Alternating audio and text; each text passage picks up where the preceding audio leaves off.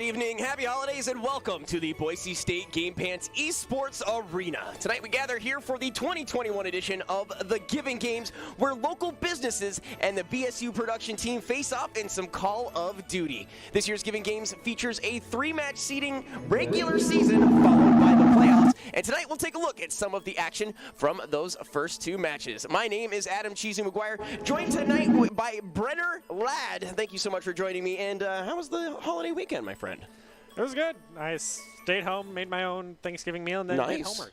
No, okay, perfect, perfect. Yeah, just what everybody needs is homework on Thanksgiving break. But it was good, and got a lot of gaming in, too, so that's been fun. Absolutely. Well, thank you so much for joining me today. Again, Cold War is the option as far as these crews are concerned. And as we take a look at this year's games, we have to keep in mind the effect of last year's games, talking about ICCU East and West being very, very strong as last year was concerned. And supposedly this year, coming in hot and heavy just as well. What do teams need to do in order to go toe-to-toe with these 2 crews? Yeah, so this year on the Cold War, we already had our first week seeding, which I actually did participate in as well. So going into the next round, it's definitely, we know a lot about our next opponents. You know, I played with the ICCU West as a sub for them, but now they got the full squad in. And ICCU East has a ton of star players, and they're all about the quick scopes from my own personal experience of just getting destroyed by them. And so you have a lot of scouting potential. And now with a map change, because last week we were all on Apocalypse for the first map, so going into the next one for this hard point is going to be Moscow going in. So another big open map, so to counteract kind of those quick scope snipers that we see a lot of high level players in multiple teams do, you want to be able to close that distance and hug your corners. Absolutely. As we take a look for those who need the finer details of best of 5, hardpoint, S&D control, hardpoint, and followed up with surprise, yet another S&D. As you mentioned, starting on Moscow this time around, hardpoint cannot play the same map twice, and the losing team, as per usual, will be deciding the fate of the next map. Personal favorites, we're talking about Moscow coming into this. We mentioned Apocalypse last week. Anything in particular you want to see either of these crews kind of lean on as far as, map favorites?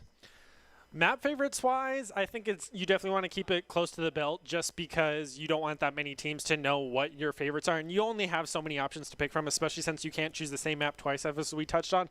So especially for maps like Search and Destroy, where we see so many quick scopers take utilization, they don't normally do that for Search and Destroy. They try to take much longer drawn out fights because you want to survive, since it's a live or die situation. You're not responding for the rest of the round. So I think people want to more play towards their gun style rather than the map picks. Yeah, absolutely. And as far as today is concerned, everything for charity. The charity this time around, the Idaho Food Bank. And so again, thank you to all of these teams for stepping up and doing it for a great cause on top of everything else. Here in just a second, we will get you a standings look at where all of these teams currently reside. Right at the top, as we expected, ICCU East 2-0, Java Express underneath them, and no surprises here. Boise State production, not only good behind the camera, but in front of it as well, rocking that 3-way tie for first. You got the Idaho National Guard 1-1, ICU West following them, as well as Trailers Plus. And at the bottom, unfortunately, not yet quite finding a win. Drop in Gaming, but Go Out Local. Don't forget, we'll have that matchup later on today. It might actually, if I'm not mistaken, be our first match going into the evening. Yeah, some good things to look forward to, because those top 3 teams are definitely ones you want to watch out for. But now going into kind of this first week's, I don't want to say losers bracket because it's only the second week, but these 0-2 teams, they've definitely got a lot to prove of. They don't want to be on the bottom, so they definitely want to come out with a win from either side, because I believe being a best of 5, they have a lot of chances to do that. And one thing that we've seen in other games that kind of pro esports players do is you don't really want to throw the first round, but you give your opponents every opportunity to show you what they got, and then you can go into round 2 to counteract that because you have that small buffer. Yeah, taking that quick second to not only check your gameplay, make sure everything's good as far as that's concerned, but what you can do to maneuver around what's working, what's not, just kind of an intel game on top of the intel game. But as you saw right there, first match going to be Dropout Gaming versus Go Out. So we'll see, as you mentioned, just this lower end of the bracket today as we take a look at Doc's keys to the game. As far as Cold War, know your call-outs. Definitely one of my weaker spots, but hey, start fast and easy on Prey. Disorient with tacticals and never take a fair fight. And of course, Doc's keys to the game brought to you by Drop In Gaming. They're the premier online platform for gamers who seek competition. Play your favorite games to win cash and prizes through free and paid entry matches and tournaments. Whether you are new to the scene or just a seasoned veteran, Drop In Gaming has the right games and competition for you to begin your competitive journey. Sign sign up at dropingaming.com. Brenner, again, know your call-outs.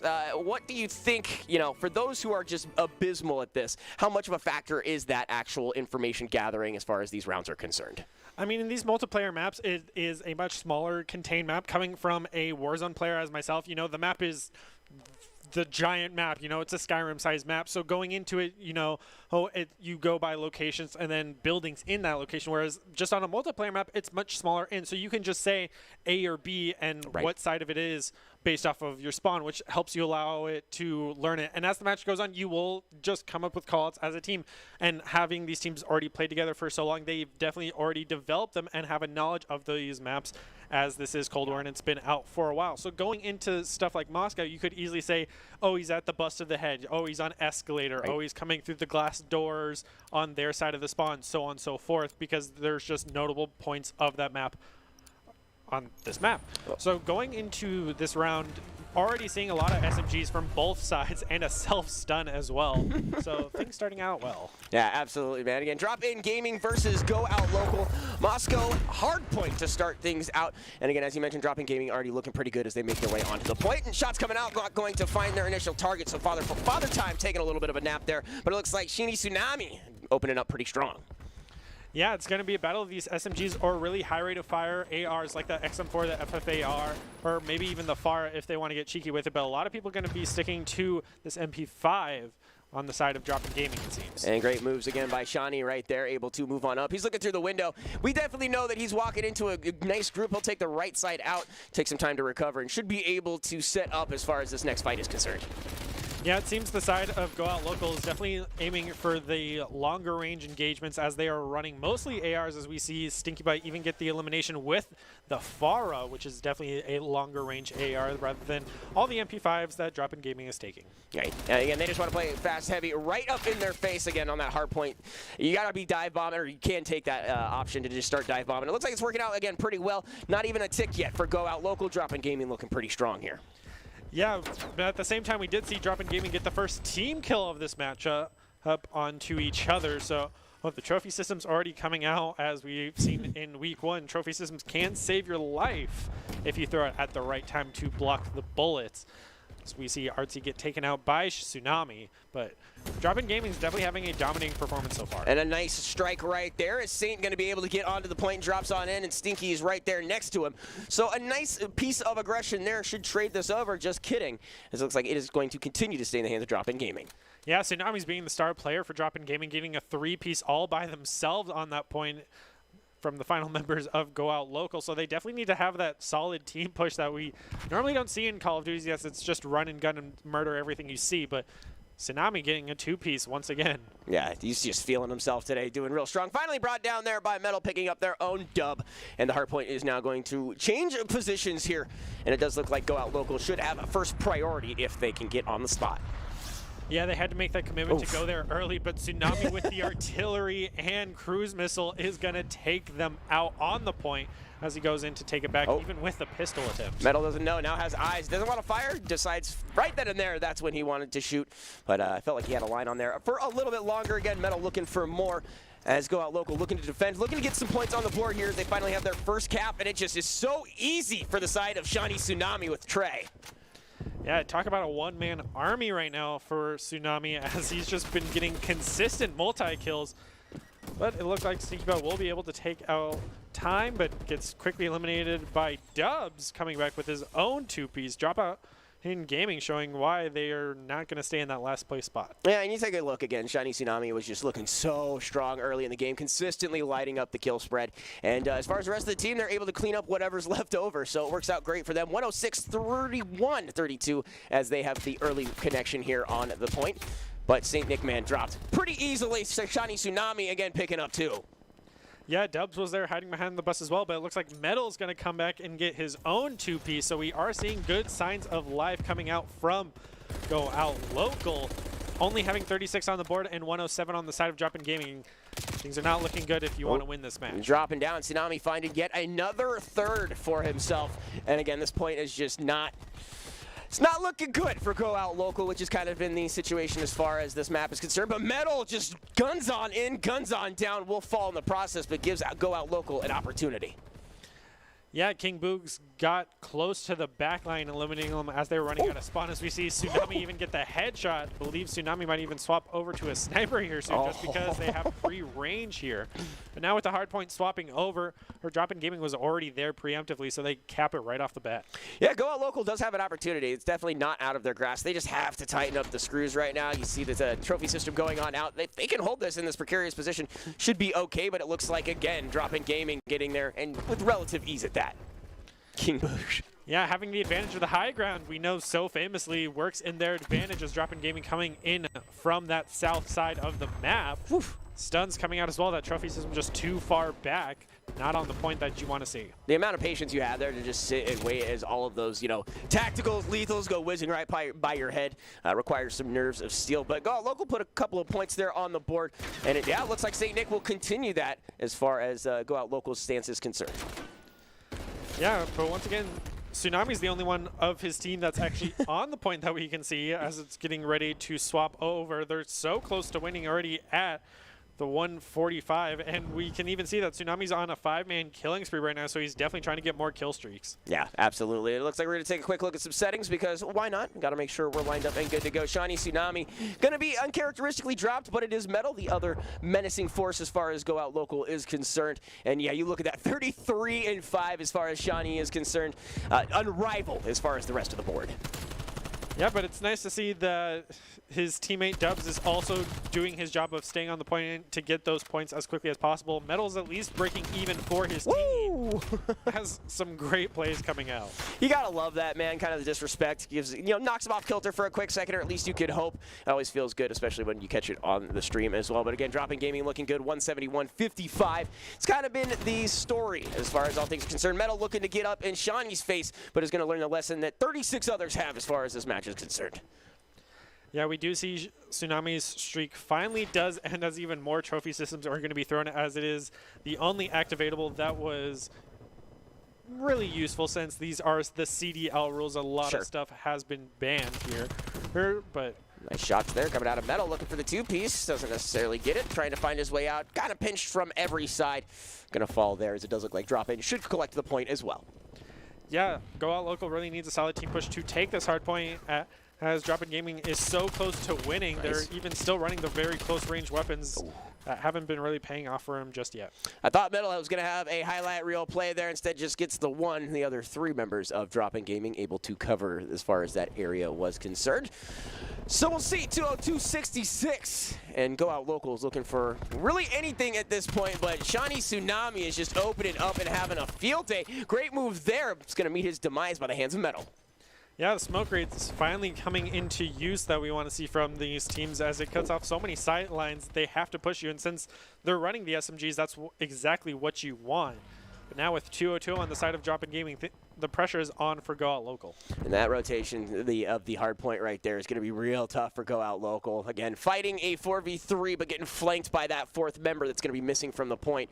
So we'll see what that means as far as Father Time is concerned, if they'll be able to clean that up. Or if they'll even need to, Shiny Tsunami comes face-to-face with Metal and wins that exchange.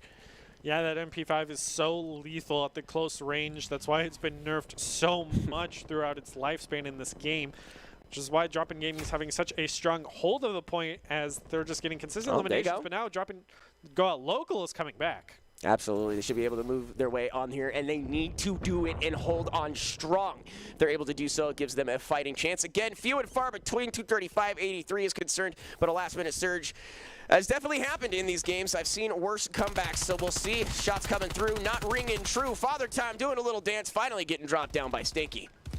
Yeah, we did see Go Out Local also do their own team elimination as Tsunami comes in from the rear and is able to eliminate Metal. So the flanks are really what has been so successful for drop-in gaming, because they have that advantage of the map. They know exactly where the point is as they come in. Tsunami getting another three-piece. Yeah, absolutely. Are you going to be dropping their Father, finding that one, and they are just planted here, man. It's like a community garden. You're just farming the bodies and using them as fertilizer here, as the hard point is going to continue to tick here. And that is game number one, drop-in gaming here on Moscow Hardpoint. Yeah, strong start for drop-in, but you hoped that Go Out has learned a lot from that first game, as we talked about possibly dropping the first game just so you can learn a lot in the next. But, of course, player of the game is going to go over to Tsunami. Yeah, absolutely. And this is one of those things where you start looking at, you know, the S&D round coming up here in just a second. Arguably a harder, more tactile mode, less room for mistakes, if you will. And if Shawnee's going to keep dropping 3 and 4 pieces, that could be pretty disastrous for Go Out. But again, continuing on, Idaho Central Credit Union, as far as today is concerned, apply for the job for the best place to work in Idaho, Idaho Central Credit Union. Now hiring for positions like software developers, server administrators, workstation technicians, information security interns, and DevOps engineers. Learn more and apply today at www.iccu.com/careers. And again, we are here at the Giving Games, and as far as our first match, Dropout Gaming versus Go Out Local, and so far everything looking Dropout's way. Yeah, they had the very dominating player. They definitely had their win condition of Tsunami well met, and Metal, being the star player for Go Out, did his best, was breaking even, but the one time we checked in on Tsunami, he was 33-6, yeah. So it's hard to not highlight that player as kind of being the win condition for drop-in gaming, as the rest of their players were doing fairly well for breaking even. So going into this next one, especially for Search and Destroy, if Go Out Local is able to take out Tsunami early on, I can see them winning the round easily. And that's more or less what I was kind of talking about. If they do have that one little slip up, the House of Cards can, in fact, come tumbling down. Whether or not that will be the case is going to be the question, but I absolutely 100% agree with you there. Is that, again, as far as a win condition is concerned, I mean, the guy was dropping streaks a minute into the match, minute and a half, so you definitely have to keep your eyes on that. But as we move into our second match, not entirely sure as far as what map they're going to be running. That will go into the hands of Go Out Local. And we'll see again as Dropout Gaming is, very, very strong showing, kind of just running that entire round. Yeah, they had very strong first showing, so going into Search and Destroy next, they might have a different play style, especially since the running gun SMG won't really be the best for a Search and Destroy type, with both being on each side. So it looks like already Go Out Local is going to be going over to the side of snipers, with Metal having essentially that op on his side. All right. So it's a quick look right here in the middle of the map. Shot's going to come through, and that one's going to find one. Father Time just going to meet his demise, and they run right back into it. No remorse for their fallen comrade. Yeah, not even going to try to shoot through the wall, as that is possible for this match. Just not as strong as it used to be as in Modern Warfare, but Cold War can still do it. But finally, Go Out Local is going to lose their first member, as they realize that Drop-In Gaming is going for the A push. So already we're going to see their last 2 remaining members go for the rotation over. Looking for the shot, not going to find it. Mowed down there by Shawnee Tsunami, and it looks like C-Dub's going to fall as well. Drop-In Gaming picks up that one, so they'll find the first one right off the bat. Yeah, Go Out Local had a very strong start, able to eliminate 2 members very early on, but as soon as they got onto point and Tsunami had that advantage with the MP5, he was able to utilize it and even win the sniper battle against Metal. So things looking very good, does the swap over. So it looks like he might even be running overkill with the XM4 and the MP5. Did we say 3 kills? Is that what we were talking about, Shawnee? Putting in 3 and 4 each round? Because that's pretty indicative of what we just saw. Again, Dropout Gaming took a pretty large chunk out of themselves early on, and for the fact that, he can hunker down, clutch it out, straight moves right there from Shawnee. Yeah, that's also the perk of being in a 4v4, is that it is not the typical 6v6 that we see in every Call of Duty mode. It's much more contained in between these members, but hopefully we do not see another friendly fire incident between these 2 teams. As it looks like Go Out Local now on the attack. Might be heading over for a possible B plant, as already Shawnee is in the back line. Yeah, and Dubs has already found one as well. All by them lonesome is Metal, gets dropped as well. So as quickly as the round started, it finishes here 2-0 in favor of Dropout. Yeah, and once again, here goes Tsunami. Gets in the back lane, able to get, I believe this will be a 2-piece for himself. Nope, it will be a 3-piece once again. Just happens to be the lucky number, man. Yeah, he never ceases to disappoint, that's for sure. And I still think once Go Out Local is able to take him out, they'll win the round, because he is definitely the win condition for Drop-In Gaming so far. They got to see if the champ can bleed, and so far the answer is 9. as he's just going to be continuing pushing through here. And again, Go Out Local is trying everything and then some. They're going to change their rotations here to a side, send them into mid. You saw him kind of that defensive strat in round 1. Didn't quite work out. Round 2, they're coming out a little bit more hot and heavy. Round 3, why not a little bit of a hybrid? Still not winning these snipe fights. Takes a big old dinger right there. Yeah, and losing Metal, arguably one of the better players on Go Out Local so early on, is not what you want to see either. So Drop-In Gaming already having a good leg up. Oh, looks like we got a defuse right off the bat. Mowed down from behind right there, as it looks like Shawnee going to find yet another one. And he is just going nuts. Go Out Local going to pick up that one, though. Yeah, if you get the eliminations without even getting the bomb plant, that will get you the win. And that's exactly what they did, because even though Tsunami still gets the play of the game, he had those rotations. Getting the flank is definitely what I want to highlight so far that he's been able to utilize so well, being the MP5, the high-speed op for his team, of just, they're going to hold these angles, so I'm just going to run right through the mid and get in their back line. Right. It's been working. Yeah, and that's kind of what we were talking about, is not only can he hold the ground like we saw on Hardpoint, he's been able to maneuver, as you mentioned, in just very peculiar areas. We've seen a lot of his kills coming from behind, especially in this round, but we saw he's able to hold his ground as well. So when they get onto this bomb plant kind of situation, I wouldn't be surprised if he's kind of the spearhead of that situation. But we got ourselves around here, as it does appear Go Out Local has signs of life. Yeah, I'm also curious why Metal, even with the bomb, is not going for the plant, as all 3 of his members pushed A very hard, and with Drop-In Gaming over at B, he had every opportunity to go for the plant, but as now Drop-In Gaming's rotating over to A, it seems he's going to go for the B plant. It's the old bamboozle, the old left and right, as Stinky's going to find one as well. So 3 side shots ringing out, but not going to be enough. His father's going to find Metal. And yeah, you mentioned kind of a long waste of time there. You feel like he could have just kind of picked any direction, ran straight toward it, and had a little bit more success there. But again, as you mentioned, starts left, fades right, and just gets mowed down right as he enters.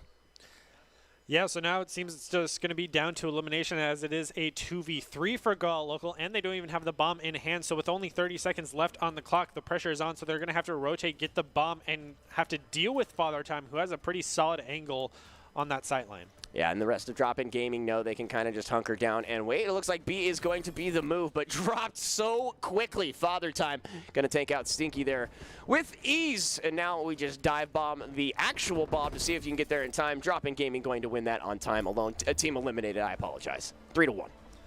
Yeah, 3-1. They're halfway there for the Search and Destroy. Since this is only best of 5, if they win this, then it will be match point going over to Control. So the pressure is definitely has to be on for Go Out Local, as they've only won 1 round. They can still bring it back for sure. It's just going to be that win condition of take out Tsunami, have a solid push onto a single one of those points that you know the enemy team is going to be at. They know it's an option. They know that there's a sign of life, a way to actually win the round, as the scoreboard indicates that they have done so once already. They just need to flip this on their head, and Shani Tsunami just immediately drops some artillery because, why not? That's usually what happens in S&D.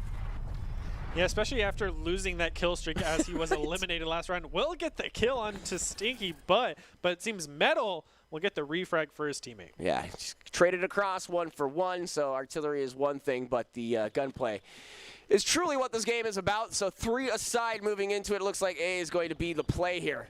As they start to rotate, try to find an angle. Dub's going to find one, as Metal and Uritz over here looking to continue to place fire here on the bottom side of the map. And Father peeks out, gets mowed down. We've got 2 aside at this point. Tax coming on out, 30 seconds left for this defuse. Plenty of time for either the elimination, but it looks like King Boosh is going to be the last one alive here. 2v1 now, as Metal and Arts looking for a way in. Should be able to get on this bomb. Should be able to attempt to defuse. As King is looking, Tack is going to come out, doesn't do much. Final couple of seconds, shots ringing out, going to make sure it comes through. Last alive, he peels away, but Go Out was able to get the defusal. Yeah, that was honestly just poor bomb placement from the side of Drop-In Gaming, as they placed it right up against that wall because they thought Father Time would protect it, but he peeked right into the sight line of RT as he was defending that stairwell. So honestly, a bit of a misplay from the side of Drop-In Gaming, but it gives Go Out Local some hope here as they finally won the round. Yeah, absolutely. And so, as we mentioned, they do have an opportunity to flip this thing on their head, finding themselves yet another round. And as you mentioned, bomb placement was peculiar, but it did look like for a quick second that the King there might have had that 2-piece. Yeah, he definitely could have had it, especially after taking out Metal, but... Oh, speaking of Metal... It's popping off. Going nutso right off the bat. You want to, give 20 seconds into a round. Let us highlight, the round beforehand before you start going nuts. Yeah, but now it's all on Dubs as all 4 members of Go Out Local are collapsing on, and there you go. And they're even going to get the flawless. My goodness. Talk about coming back strong. Now we're even 3-3 after 2 very quick rounds, honestly. And that's what we were saying, as far as the first map is concerned, you get the information from as far as what this crew is capable of, the PowerPoints, and it appears they have found a weakness, a place to hamstring a drop-in gaming and find themselves their first tie as far as rounds are concerned here, 3 aside. Yeah, and I think I want to highlight the skill level of all of these players because these 2 teams have been performing very well, and they were 0-2 in this Giving Games tournament that we have, right, which is only highlighting the skill level of the other players that we have later on going on. So you definitely want to stick around for that as we go into this round number 7 of Search and Destroy. These matches go very quick, but you still have to wonder how tired these players can get after so long. Yeah, looks like Go Out going to get the first blood there. It's looking good already. It's like a whole different team. Again, when the stakes get higher, these guys are actually committing strong. Shot's going to come here in the mid side, and yeah, finds it no problem. Although it does look like St. Nickman dropped in the meantime. So 3-on-2 here. Shots there coming from the staircase. Again, Shani Tsunami, final one alive. If there's a guy who can clutch, it's him, but it's hard to do so when you're getting shot from behind. Go Out Local with their first lead of the day. Yeah, coming back strong in the Search and Destroy as they've been able to win these firefights pretty consistently, utilizing the PvP zone with its close range and high rate of fire. Good on Artsies for finally making that swap over, even taking out Dubs for the 2-piece play of the game for that round. It's got to feel nice, especially if there's, again, this round did not start in their favor. Go Out Local just biting the bullet and finding their way into this, looking to even up the series. Yeah, it definitely seems that the longer it goes on, Go Out Local has been doing better and better, especially now that they're getting closer and closer to those kill streaks, and already trying to get such an early elimination onto Tsunami. Metal had the play, but was not able to fully execute it. Yeah, and just a very quick opening, and I thought for sure Shawnee was going to fall down there and kind of just lined up for him, but was able to get out, get in, and could be looking for a flank here. Going to be spotted out and going to win the gunfight. Shawnee Tsunami right there.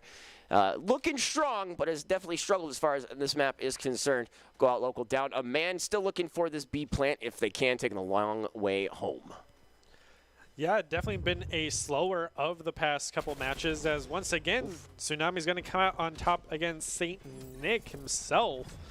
But with My Sneaky Butt able to take out Father Time, and then Boogs taking out Arties, it looks like he can go for the plant on B if he just commits to it, as the rest of Drop-In Gaming is coming in from his spawn. It is going to be the case, and if we take a look here, it looks like Drop-In Gaming should be able to see him. Yep, fight. He's just stuck right there in the cabana house, if you will.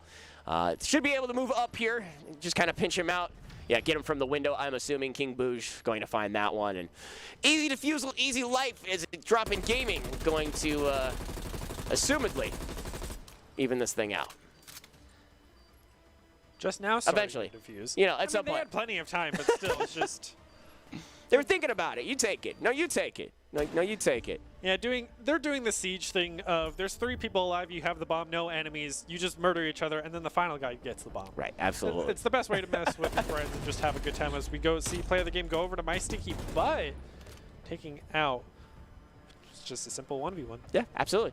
It's the best play of the game. That's always my favorite when you're like, I guarantee you I did at least one thing cooler than that map. Not saying marginally, I'm just saying at least one thing. But deserved as we jump back in. Even game this time around, Drop-In Gaming looking to push this to match point, but instead find themselves fighting their way back into it. Go Out Local looking like a completely different monster this time around. Shots ringing true for Metal. And again, King Bouge going to find first blood here. Just looking for information. Is anybody there? C-Dubs finding nothing. Yeah, talk about spray and pray. Just give me information of where you are as he tries to push point. We'll finally see Metal in the window, but already it's a 1v4. There you go. There's that wallbang he was looking for, as it does look like Metal going to fall down to the left. Had the opportunity and going to close it as well. C-Dubs going to fall, but yeah, Drop-In Gaming should be able to clutch this one out. Not clutch, but just run this one over. Pushing this to map point. Yeah, so it's pressure's on for Go Out Local here, especially after losing that engagement over on the B site so early on. It was a 4v1 within, the first 10 seconds of the map of just how quickly these teams exchanged lives here. Metal's like, don't push, don't push. All right, well, I guess I'm by myself. I mean, he was able to get one for himself, Right, but then was exactly. quickly eliminated. So what difference did it make? Right. But now it's up to Drop-In Gaming on the defense. As Go Out Local has had a very strong attack. They usually get the bomb planted and very consistently have gone for the B push. So you might want to change it up and go for A, as Drop-In Gaming is going for the perfect 2v2. Attack's going to be just fine. Stunned out is going to force St. Nick here to peel on out and recollect himself, redecide how he wants to go about this. Shani Tsunami finding first blood right there. And it looks like two of them. Oh, no. Stinky fell off the map. Whoops.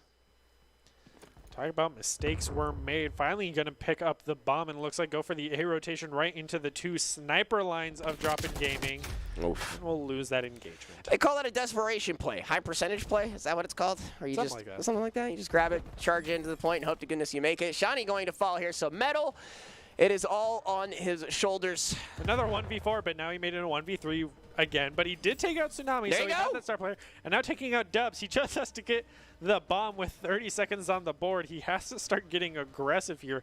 But if he can win the engagement against Boost, he can definitely get the bomb plant down, seeing as Father Time is off point, kind of in the mid-map, checking out B. But they know they have the bomb down because they can see it. So I'm It's surprised got to that be he right would have there. abandoned it. So see what their final decision is again.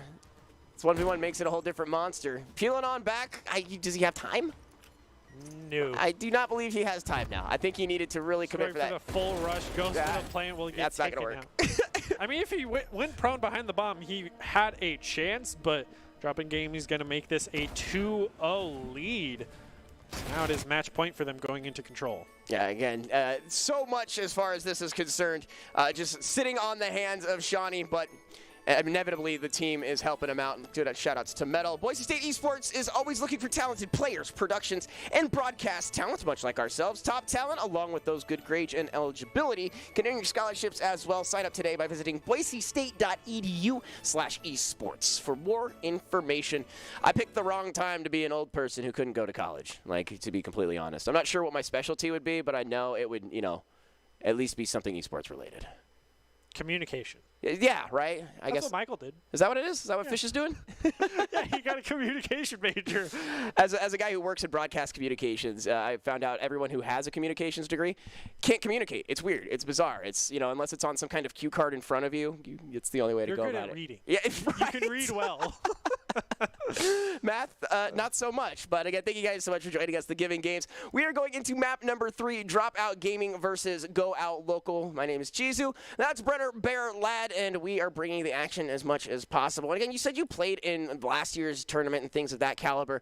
What do you think the biggest piece is to the puzzles as far as these teams are concerned? Is it just raw skills, the communication? We were talking about call-outs earlier. What do you think really rounds out some of the best teams? As again, we're watching O2 teams that are looking pretty stellar with some standout players. Yeah, and it's hard not to say the gunplay, as we've mentioned during the games, of just having the better aim, landing your shots can make the difference. But it's also going to come to the team play, where we saw on Moscow team eliminations on both sides. So the friendly fire is on for CDL rules.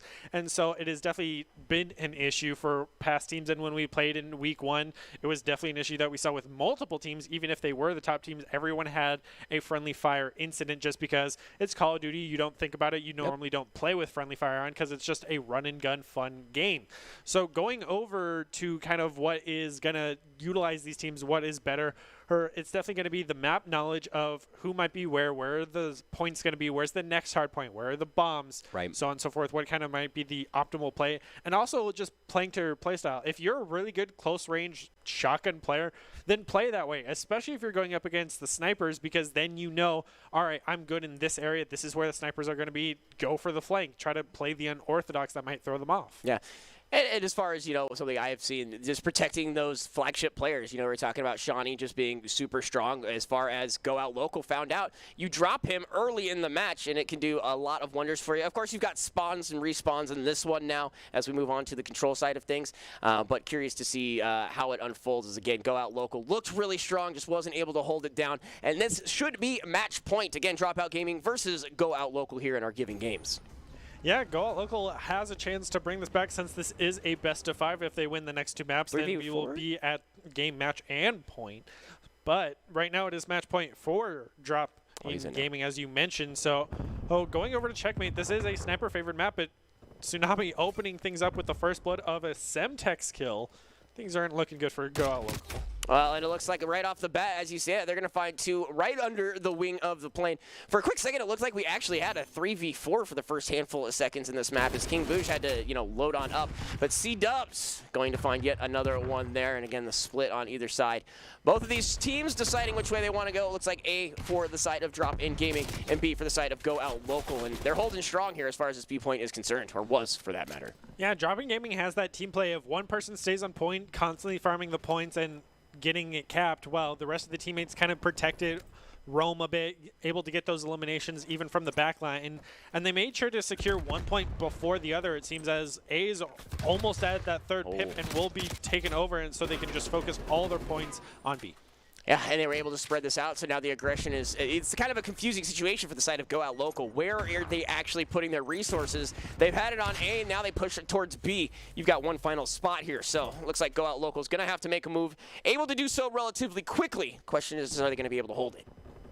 Yeah, the split push really played in favor of Drop In Gaming. They essentially did the 3-1, and the 1 was winning B, which is why they were able to get that first tick. But now with Go Out Local able to focus all of their priorities onto the 1 point, they can even contest it with the 2 trophy systems helping the 1 player stay alive on the point. You gotta love that, man. It's, again, one of those items that sometimes feels like it does nothing, and then something like that happens. You're like, great, I love it, thank you. So it looks like, again, Go Out Local able to make their way here onto the B point, but just as quickly as they are in, they are removed. Shiny Tsunami drops in, stands up, and his teammate Father Time able to help him collect this one as well. Yeah, we saw the panic hip fire of, oh, he's closer than I thought, and was not able to get the luck of the draw with those hip fire spray bullets. But Middle was able to eliminate Tsunami as they tries to push onto the point. As we take a quick look at the scoreboard right now. King Boosh is going crazy, as well as Shiny Tsunami, 6-2, 7-4 respectively. Just looking so strong. You take a look at the damage charts as well, and those speak volumes. Also on the guns, we see 3 ARs, 1 SMG for Drop In Gaming, whereas we see a sniper, 2 ARs, and an SMG for Go Out Local.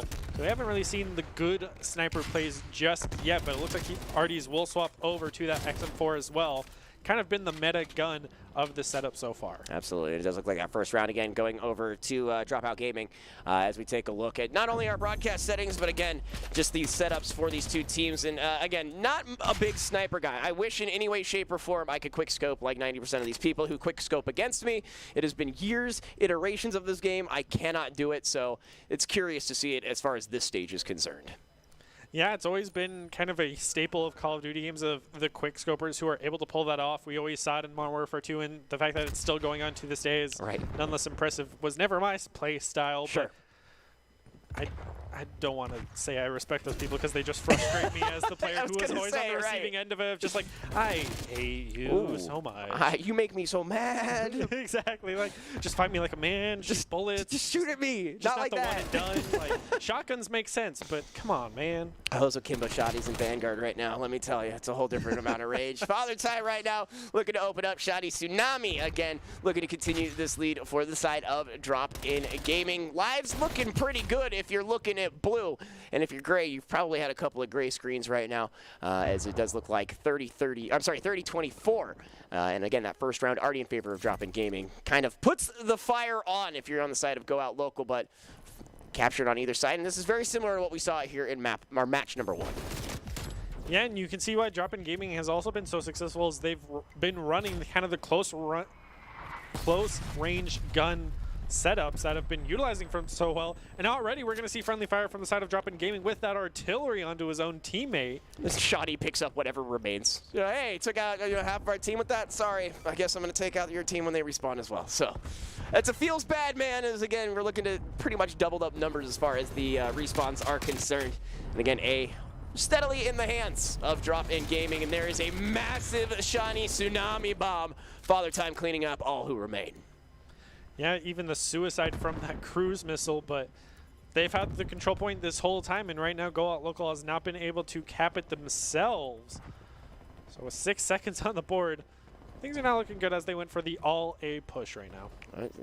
Again, see what happens with all of the remaining time. Again, it says BSU, which is interesting, so I'm wondering if we're looking at the right stuff. It's King Boosh Going to be moving on here, trying to push up towards that A point and ringing the fires out. Not going to find anything. Feels bad as an entire clip goes down. King Boo's going to fall. Father Time behind him. Shiny Tsunami finds Metal in the meantime. Yeah, and with 2 seconds remaining on the board, they're doing her best to stay in overtime, but Drop-In Gaming will take it. So now, since Control is a best of 3, Drop-In Gaming is about to take this win against Go Out Local. As once again, best play goes over to Tsunami. Are we shocked? Are we surprised? No. There were some other good cruise missile that he suicided with. Just to like really drive it home, right? Like, I still get play of the game even when I killed myself. Calculated. Also, there was another great play in this match. There was a single grenade that got a double kill. Yeah, see? Feels good, man. Like I said, there's always that where you're like, listen, I did at least one thing cooler than what we just watched. But 19-5, Shiny Tsunami feeling fly, to say the least. Rest of his team coming up positive, which always feels great. You just, again, have that superstar player like we were saying in Shiny Tsunami. I'd say everybody, though, on the side of Drop-In Gaming has been highlighted at one point in time, showing off their stuff. And as far as Go Out Local is concerned, everyone trying to shine. The scoreboard's just not showing, you know, the efforts, if you will. As Metal right there is going to find one from behind, gets mowed in kind to a side. Yeah, members of Drop-In Gaming have been very consistent with their deaths across the board. We had all 5, soon to be all 6, it seems. Whereas they've always kept a positive KD with Father Time just now breaking even. Go Out Local, Metal has been the one closest to being even so far with Sneaky Butt close behind, but the other 2 members have definitely been the high deaths. You don't want to say feeding because this isn't League. Sure, no, right, but the intentional moving towards areas and getting mowed down over and over again is also just a part of Call of Duty, if I'm not mistaken. You know, just throw your body at it and see what happens. Hope you have some teammates behind you. Eventually your walls of bodies will give you cover that when you finally Can run you over them, your you'll own have corpse? a high ground advantage. So that's how that works. This is 300 all over again. You just use the bodies as well. It'd be great. Exactly. Take from them everything. Give to them nothing. Is an early lead, not early lead, but the first lead of this map going to Go Out Local. Sure, it's just a couple of kills. Control point, however, in favor of Drop-In Gaming. So now Go Out Local needs to figure out what's going on here. Metal going to hit that 5 killing spree. Should help alleviate some of the stresses again as they're starting to pull away a little bit as the kill count is concerned. This is an objective-based map, and the final one they'll get to play if Go Out Local can't turn things up here. Yeah, Metal finally is getting positive, but we did see the friendly grenade elimination from the side of Go Out Local as Tsunami gets another 4-piece for himself. Feels good. Feels great. I mean, when you're good at something, you definitely want to utilize it, as he has been so well. And another thing to speak on of Checkmate as a map is it's all based around the center planes. If you're on the plane, you can usually control the map consistently, and that's what we've been seeing from the side of Tsunami, as finally St. Nick is able to take him out once he was eliminated and away from that plane. Yeah, but it looks like pretty strong controls, great angles coming out from Drop-In Gaming. Again, Go Out Local isn't even like really making that big of mistakes. They're just getting caught in these areas. There it is. Drop-In Gaming picks up the map, picks up the match, and will find their first win as far as this tournament is concerned. So strong on them, like we mentioned. Shiny Tsunami just looking absolutely ridiculous, and so picking up the victory there. Dropout Gaming is looking pretty strong, especially with that backpack of Shiny Tsunami, just absolutely massive.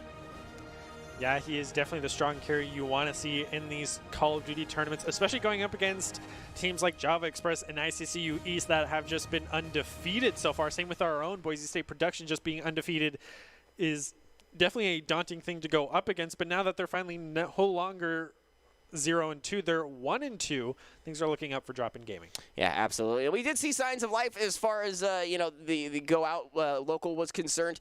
We did see them turn up as far as one of those matches were concerned. That second round was really, really close as far as the S&D side of things is concerned. But we're going to take a quick break from my understanding, and we'll be back with the Giving Games in just a minute.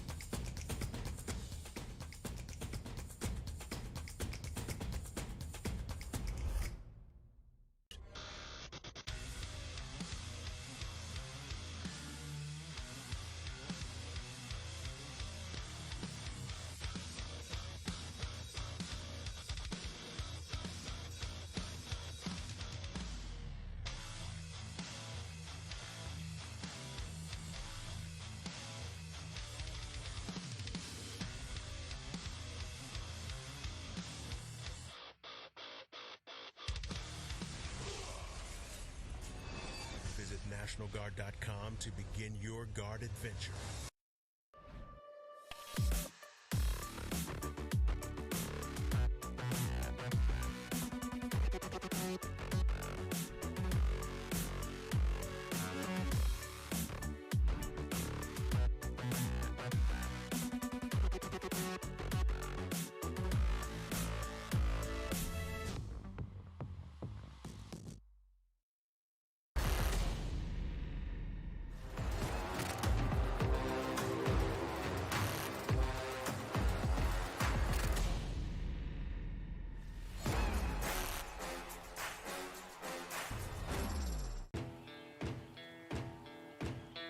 Here are a couple lessons I've learned over the years.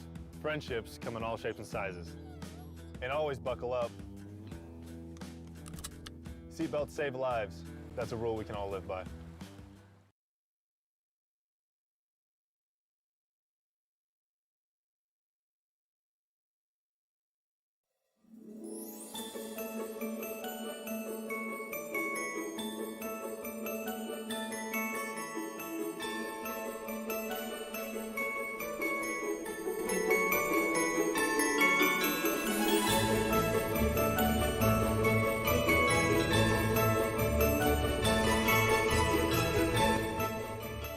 Hello and welcome back to the Boise State Game Pants Esports Arena.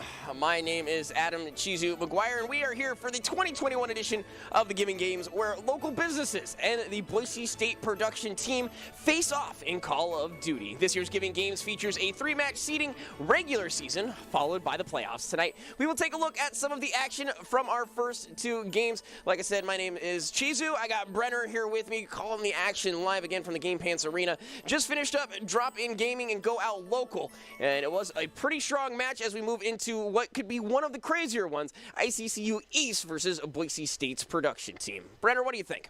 I mean, both these teams are undefeated. We've seen strong plays from both. Seeing as I played in the week 1, I know what both of these teams are very capable of, and I definitely fear both of them, seeing as they are the undefeated teams.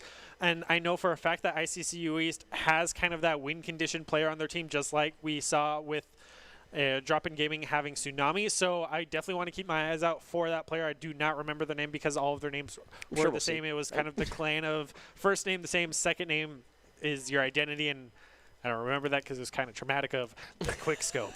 I'm terrified. Absolutely. And then the side of the Boise State production team, very curious to see what they have. Michael Fisher, who you will recognize here on desk, Jared Baratel Castiglione on there, who we just did an event in Oklahoma as far as Cold War is concerned. So for me personally, this is going to be a great match in and of itself, just to, kind of make fun of these guys, just to see what happens, unless they turn it up, as you mentioned, 2-0 on the season. Yeah, we know that both Michael and Baratel, without me having to carry them through Warzone, are definitely going to struggle. Michael's a great helicopter pilot. Baratel's a great sniper. But coming into the multiplayer, Michael's going to run around with the shotguns that we've talked about.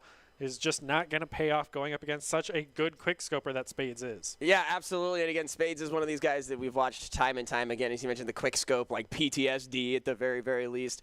And so I'm curious to see that because we didn't get to really have any of that in the first match. We did see a sniper rifle setup. It did not necessarily pan out. Maybe this time around, Spades can, say, hey, check this out. So very curious to see what happens again. ICCU East versus the Boise State production crew. And we're starting things off Moscow. Hard point this time around, and so we'll see what the setups are for both of these crews and what exactly they're looking to do. I have not played particularly with these individuals, so I'm curious to see what the loadout is. Do you know what Baratel and Fish like to run personally? I wouldn't be surprised to see Baratel running with like the sniper SMG loadout, whereas Michael would probably take like FFAR-wise, just because that was the Warzone meta for such a long time. He probably still has that class set up from when we played Warzone so consistently. So I would not be surprised to see kind of like the high rate of fire ARs that have been so consistent as coming from a Warzone player over to Cold War, seeing as those two games have essentially merged. Right, absolutely. And for those of you who are just joining us and don't know exactly what tonight holds for you, we're doing best of 5. Hardpoint, S&D, Control, into the Hardpoint, back into another Search and Destroy. As we mentioned, starting out here on the Moscow Hardpoint. You cannot play the same map twice, no matter how much you love it, and the losing team will be given a slight advantage moving into the next round as they pick up the next map. An ever so slight advantage, as we saw. And again, we mentioned Hardpoint is interesting as you can just start smacking people down and you get into the Search and Destroys. It gets a little bit crazier. Again, these are your, it looks like, straight up standings as far as things are concerned. ICCU East sitting at 2-0, Java Express at 3-0. Not sure how that works out, but hey, we'll make it work. Boise State Production at 2-0, making that a second place tie as well. Idaho National Guard at 1-2, ICCU West 1-2, Trailers Plus, as well as Drop In Gaming, all at that infamous 1-2, and Go Out Local still on the hunt for their first round win. But this is the last game in the group stages, so not sure how that works out as far as playoffs are concerned. Who moves on, who doesn't. But again, both of these crews looking to make a name for themselves. Again, looking for that 3-0 if they can find it. Yeah, so once again, going back to Hardpoint on Moscow, we're going to see the trophy systems galore because that's what everyone is running, seeing as so many of those other activatables were disabled, seeing as this is the CDL's rule. Same with Friendly Fire. And I definitely hope to see a couple bit of Friendly Fires because that keeps the match a bit more happy of just, all right, you did kill me. Like, come on, man. Like, you want to keep it lighthearted because this is all in good fun, you know. Absolutely. So you do want to play to win, but if you're not having fun, then why play at all?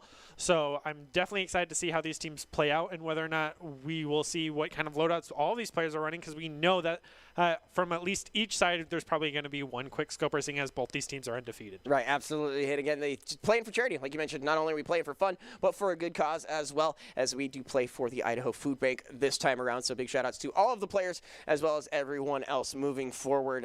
Maybe we'll have even Doc's keys to the game, see if those have adjusted moving forward.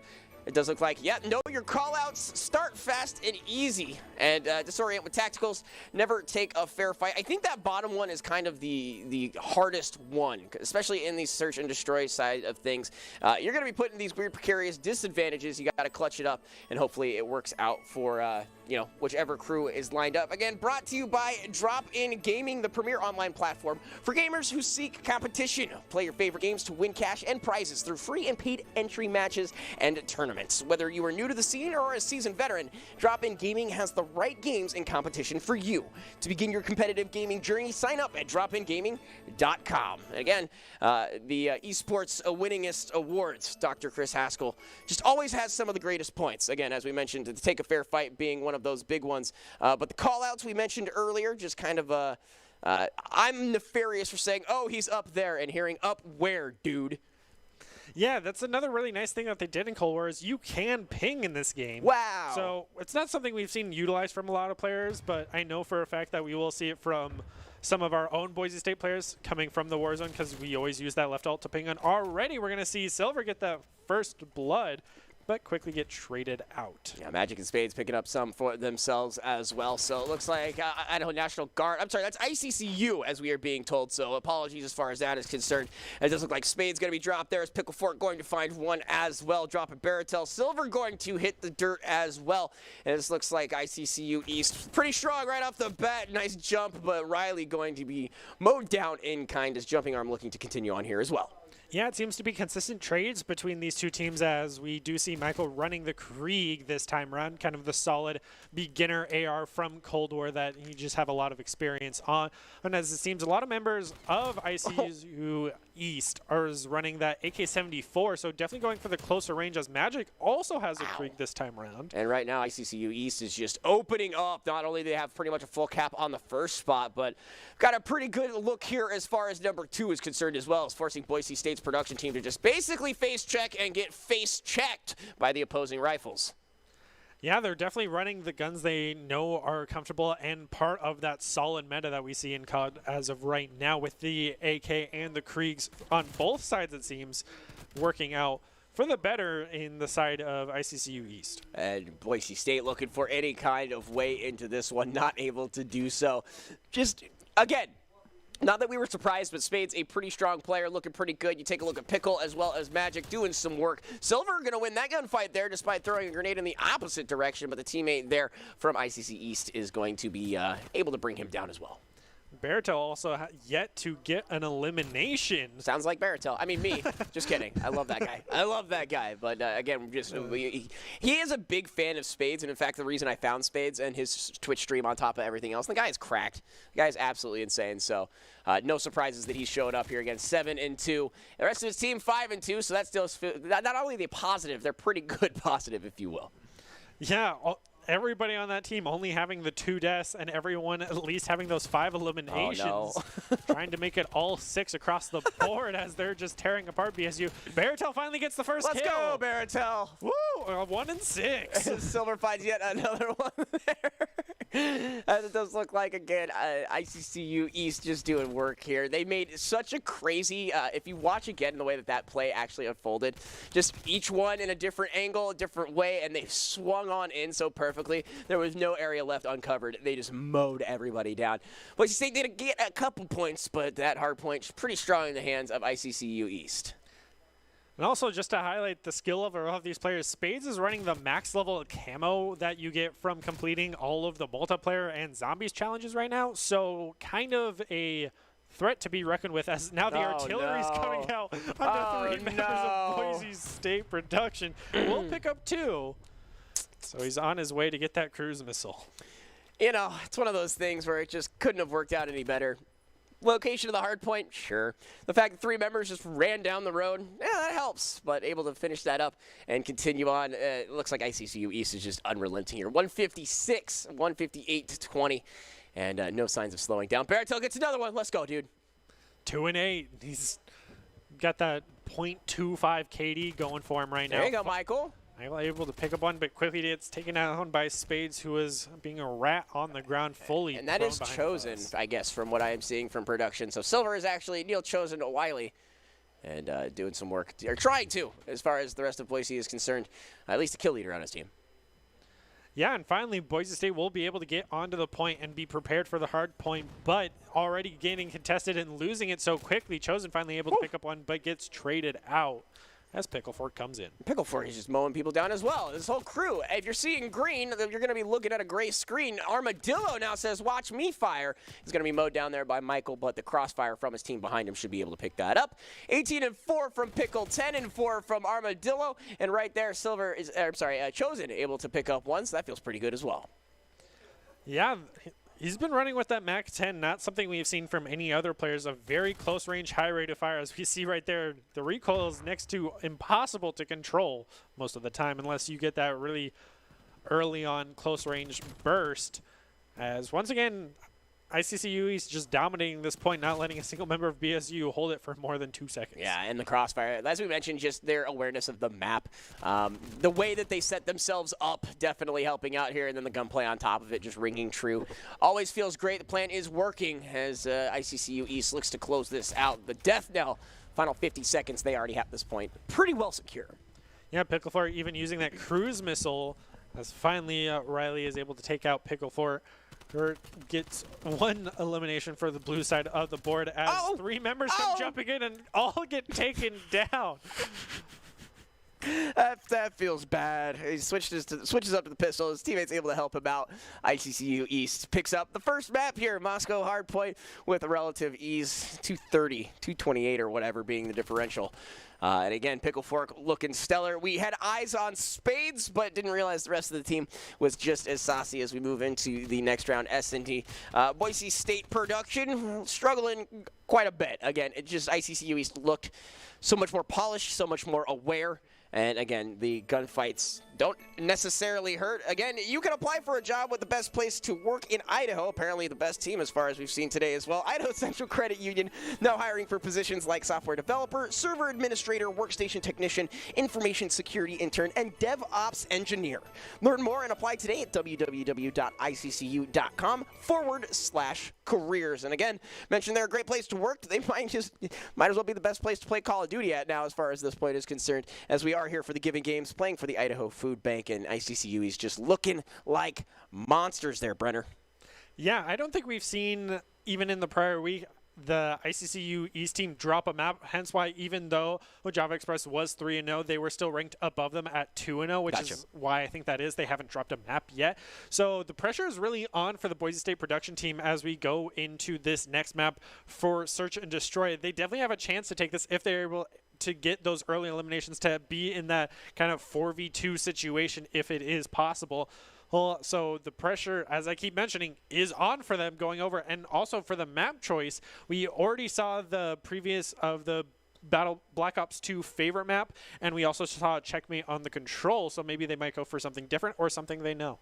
Yeah, absolutely. Again, ICCU East versus the Boise State production side of things. It looks like Boise State picked Raid here for map number 2. Is a quick look at your lineup here. Riley Boyd, Michael Fisher, who you'd recognize here from the desk, as well as Chosen, Neil Wiley, as the Baratel, Jared Castiglione. What is he holding in his hands? I don't even, is that like a shot put? Is that a potato? Looks like a potato. Is that a potato? I'm not entirely sure. But again, you have ICCU East looking strong with Pickle Fork. You got Spades, Jumping Armadillo, and Magic there. And just showing, putting on a clinic and just smacking around the Boise State production crew. The only reason I can be this mean is because, again, I know half of them, and I know that, you know, they can take it. I think it's the way to go about it. But thank you guys so much for joining us here in the Giving Games as we're jumping into the S&D portion. ICCU East looking to maintain this domination, and jumping on switching over here to the snipe. So we'll see what the situation is for this round. Oh, and immediately Spade's going to be dropped there by Silver.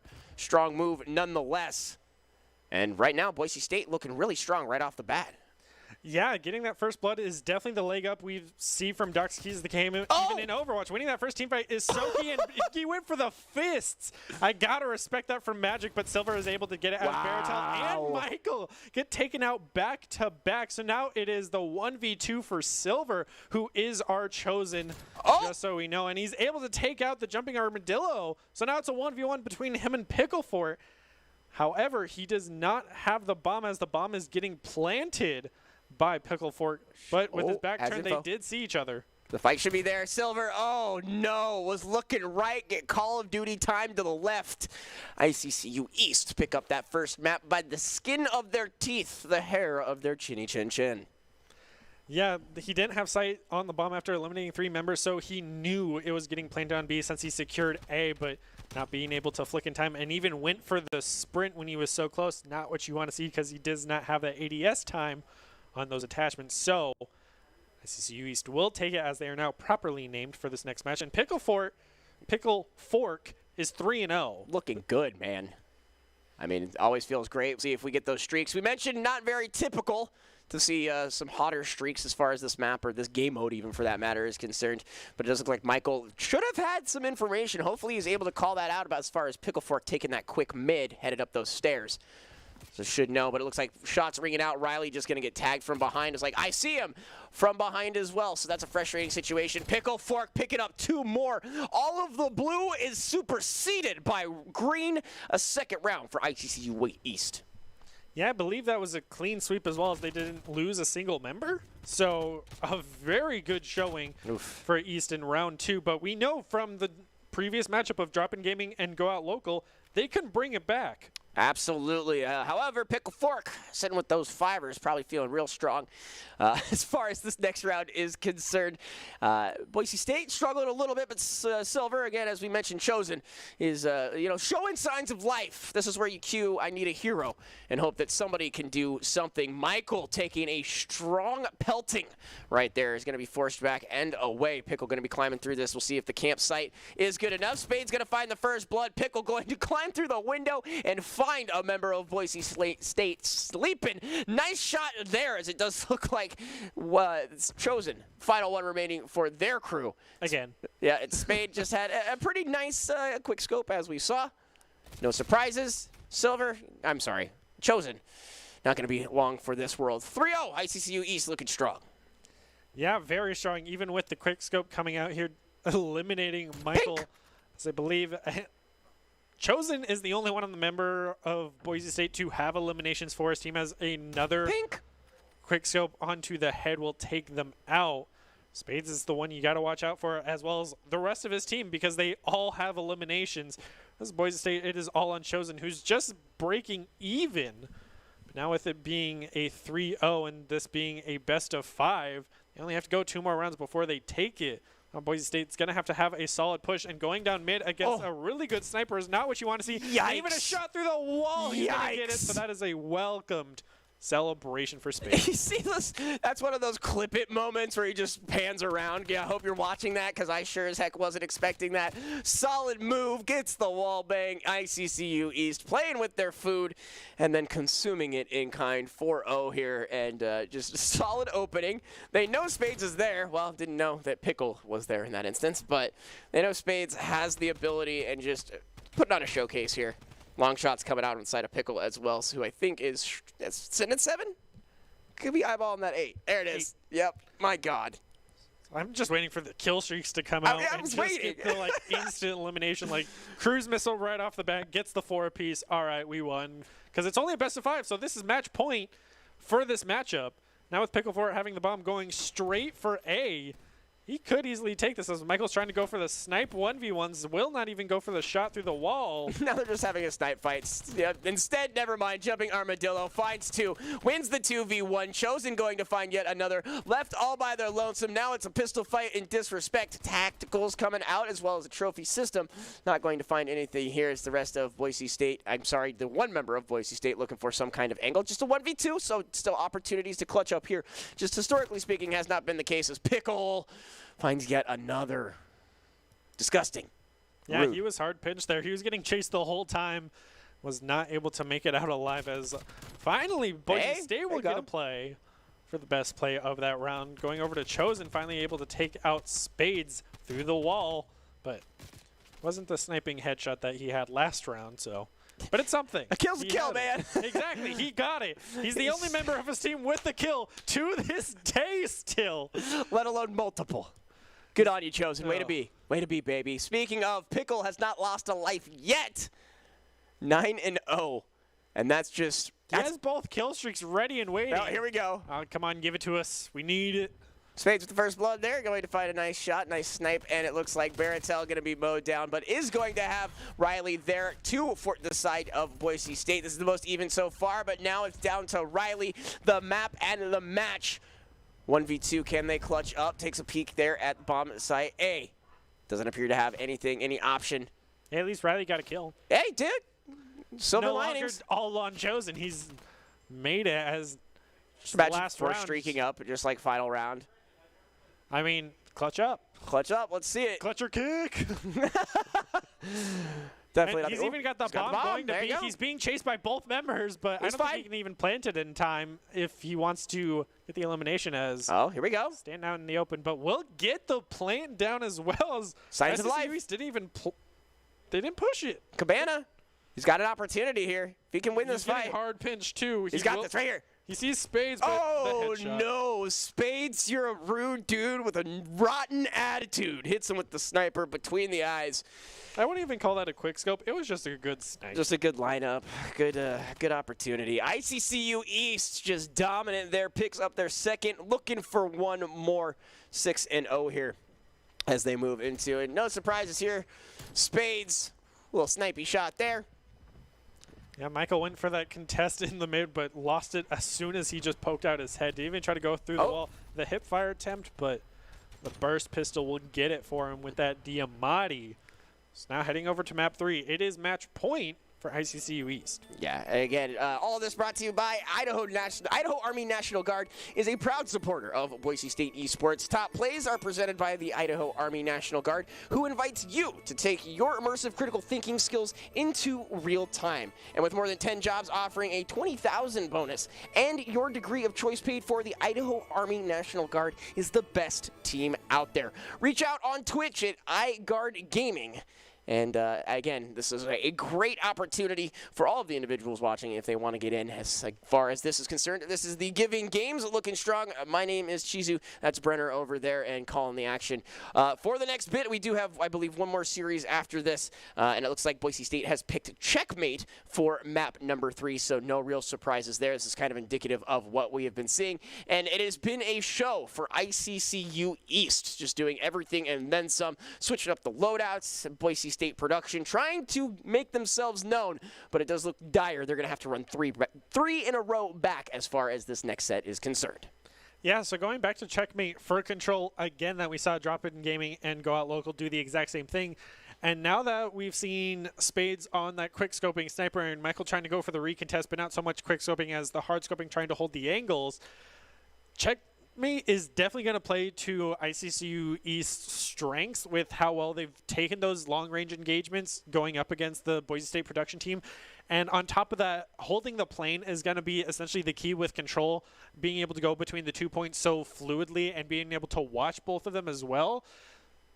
Pressure's on for Boise State Production if they even want to get to a Game 4. Well, you have to, factor in, there's a lot of things when it comes to these games. The weaponry, the call-outs, rotations. You have to factor in the power of friendship. We both know that, Michael and Baratel, very close friends, not nearly as good as Michael's significant other from my understanding of the rumors that I've been hearing from production. But maybe they can lean on that a little bit. Hopefully that will give them an edge moving forward. Maybe, ICCU East is just a bunch of people who work together or something of that nature. I mean, they also work together. So. I'm trying to give them some signs of hope as this may be the final map for Boise State. Again, one of these two crews ending up 3-0, the other 2-1. And right off the bat, looking pretty good for the side of ICCU East. Boise State has been able to claw their way into this one, but it looks like they're losing lives just as quick as they are finding them. Another move there from Pickle. Spades, again, as we mentioned with the snipe, just looking so darn good here in this third map. Yeah, Armadillo also brought out their own snipe. They're using the Pellington this time around, so it is a little bit of that variation as Michael went for the snipe attempt, but we'll swap over to the Farah as Baratel also swaps over to that AK-74U as Chosen is sticking to his MAC-10. Oh! Spades! Why? It's mean. Mowed down by Baratel. Silver going to find one as well. This map looking not uncharacteristic, but looking good until that happens for the side of Boise State University. They, again, are clawing their way into this one. It's not a huge gap. You would expect the gap to be much larger at this point, but the control points are the, shining force as far as ICCU East is concerned, already capping that 8 point. Yeah, Michael didn't even have time to put down that trophy system as he got killed by the nade, and it seems that Chosen going in with the rush with the MAC-10 has been paying off, and the Diamante 3-round burst, but Spades is going to get a collateral quick scope headshot onto two members of Boise State. Nani, he's going to find another one there. I think Michael is going to be able to get him from behind. Picklefort going to return the favor as Michael looking to take out the Goliath known as Spade, 7-3 right now. But again, the objectives have just been in the favor of ICCU East. Looking so strong. Spades, Pickle, Jumping Armadillo, all of them finding the kill board, or the scoreboard is what I was looking for, with their own respective kills. And Boise State, again, just trying to find a way into this one. Yeah, and Chosen with his MAC-10 has managed to stay positive on his team being 6-6, just now breaking even, but he can definitely bring it back being the star player for Boise State so far. As Spades continuing with this quick scoping nonsense. Yeah, we got this guy's stream. We sure he isn't hacking. Do we know what's going on? Baratel with the hip fire, going to find himself yet another one. Looking much better this time around. Riley gets the 1v1 but doesn't succeed. Spades, Armadillo, Pickle, Fork. That's a team wipe for a quick second as they continue. They're just finding everything and then some. Getting them off of the spawn. You see the top left corner. That's not the place you want to be, and that's where they're going to be mowed down. So flipping around here, Blue going to be captured, and that is that. ICCU East finding that first match point easy. Yeah, at that point they just started going for eliminations because they did not need to cap the point. The last remaining life on the side of Boise State, I believe. Oh, no scope. This might be the collateral kill? Stupid. Yep, that was it. Just, I want to just hit a guy with a sniper. This dude's lining him up and knocking him down. Like, I feel like I'm at a bowling alley right now, and this is what happens when you get like a spare. It's like the bowling ball just runs up with your op, mows down a couple of pins, and it's like strike. 12-4. Spades looking and feeling it just fine. The rest of the crew looking pretty good. I mean, you can say Magic might be the heel here. 3-6, not nearly as flashy as the rest of his crew. Has a little bit more of a Boise State scoreline, if you will.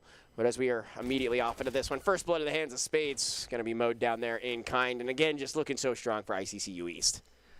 Yeah, the aim has definitely been an issue for Boise State so far, as ICCU East has been consistently jumping around those corners, and they just have not been able to track it, as Riley finally is able to get the first elimination for Boise in this round.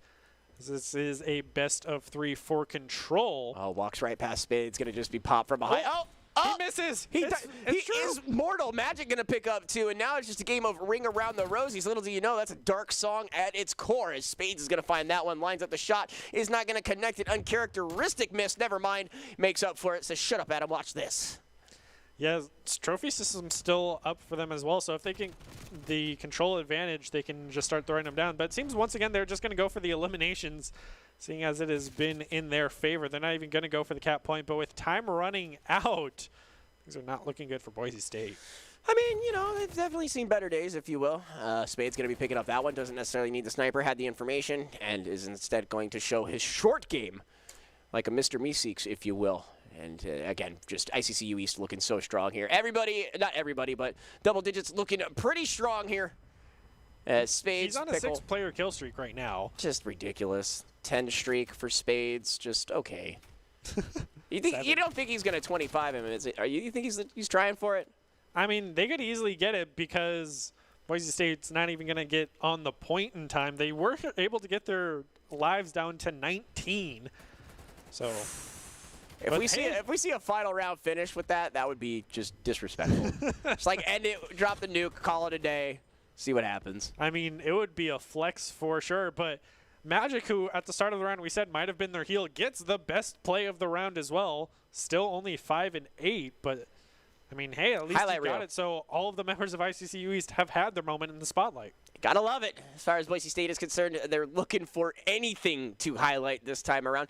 I will say, Chosen. I was gonna say, Chosen's doing solid, man. You know, having a much better game than He's I would any carrying his given own day. weight, Exactly. off everybody else. Right. Come on. Okay, let's see what's going on here. Pickle's looking for something, and he's just going to drop him on there. Spades picks up 2 in the area in which he dropped to make it 3. So not only did he drop the mortars, his buddy took those possible kills there as well, which is kind of lol if you think about it, because he had them lined up dead to rights, and Spades is like, sorry, dude, I got this. Shots ringing through, and again, ICCU East has not even lost a life here. 105 left to go as it stalls on out.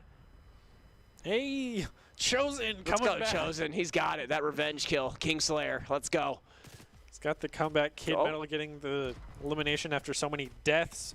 Michael finally getting an elimination, but quickly taken out by the cruise missile from Pickle Fork. Rude dude.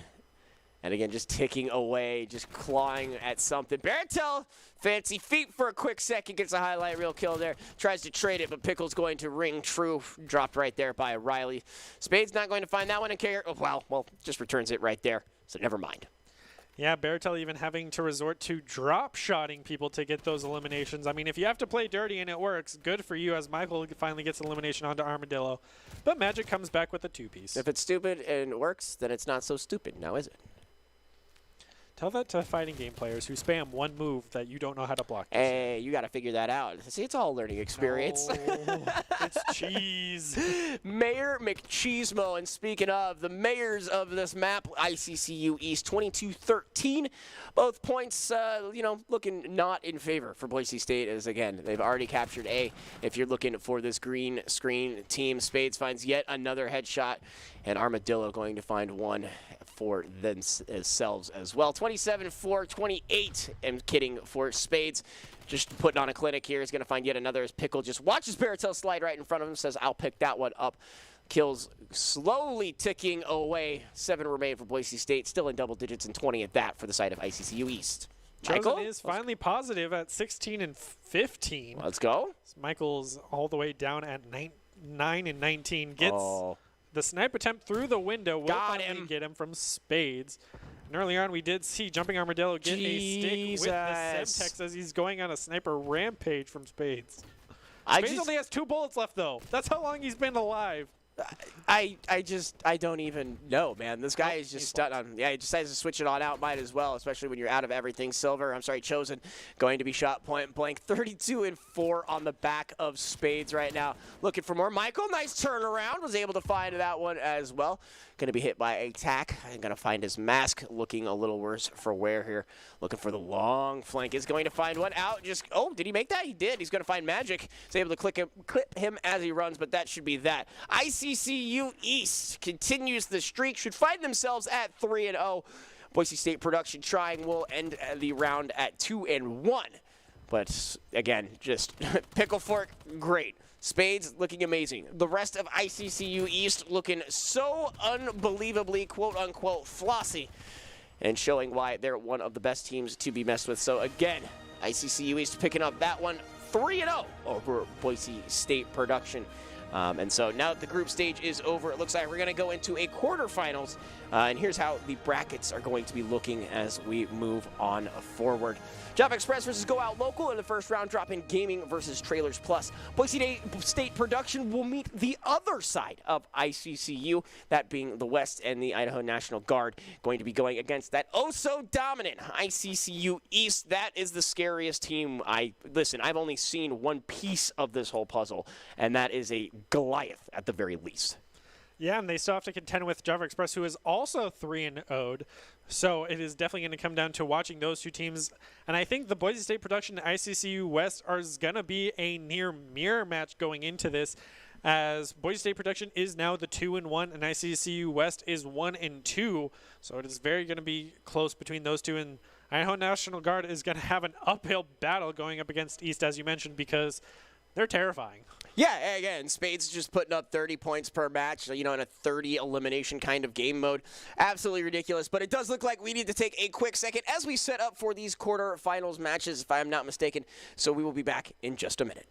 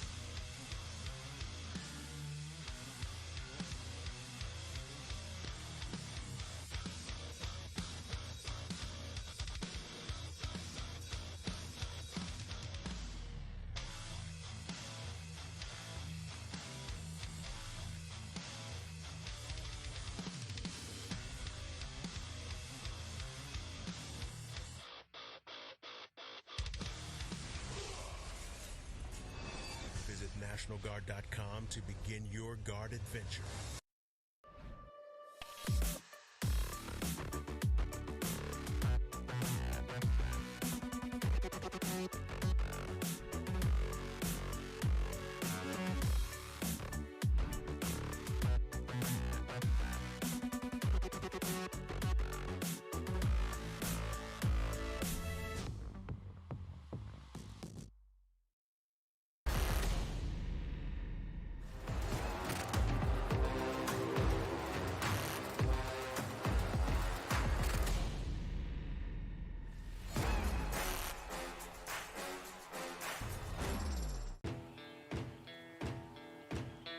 Here are a couple lessons I've learned over the years.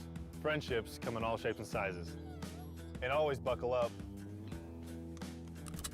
Seatbelts save lives. That's a rule we can all live by.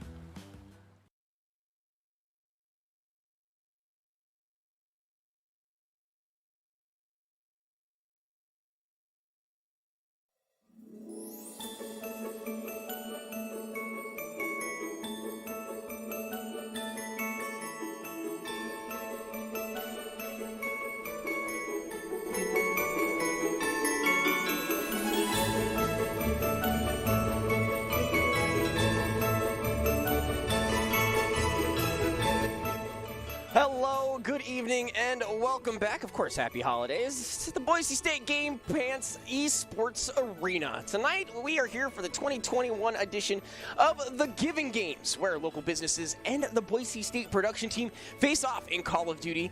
This year's Giving Games features a 3-match seeding that we've kind of worked our way through, followed up by the playoffs. Tonight, we will take a look at some of the action from the first two matches. Quick peek there at the bracket. Again, my name is Chizu, joined here by Brenner Bear, and so far we've been calling the action hot and heavy. already a little bit of a stop as far as our last one was concerned. ICCU East just opening up and showcasing what they have and why they're one of the #1 seeds in this tournament against Boise State Production. Again, who was looking at 2-1. And they'll be sitting there at 2-1, looking for the 3-0, not able to find it again. Shizu and Brenner Bear here for you. And so far, so good as far as the ICCU crews are concerned. And we will be moving on, it looks like, Drop In Gaming versus Trailers Plus in our next match. Yeah, so we've seen Drop In Gaming in that first series. So now going into these quarterfinals with the start of the bracket, these two teams are technically evenly matched right now because they are both 1-2. So a lot of things are to be expected of. This is going to be a very close match, and we could even see this go past a map number 3, which is something we have not yet seen in any of these matchups between any of these teams because either side has had a pretty clear victor. Sure.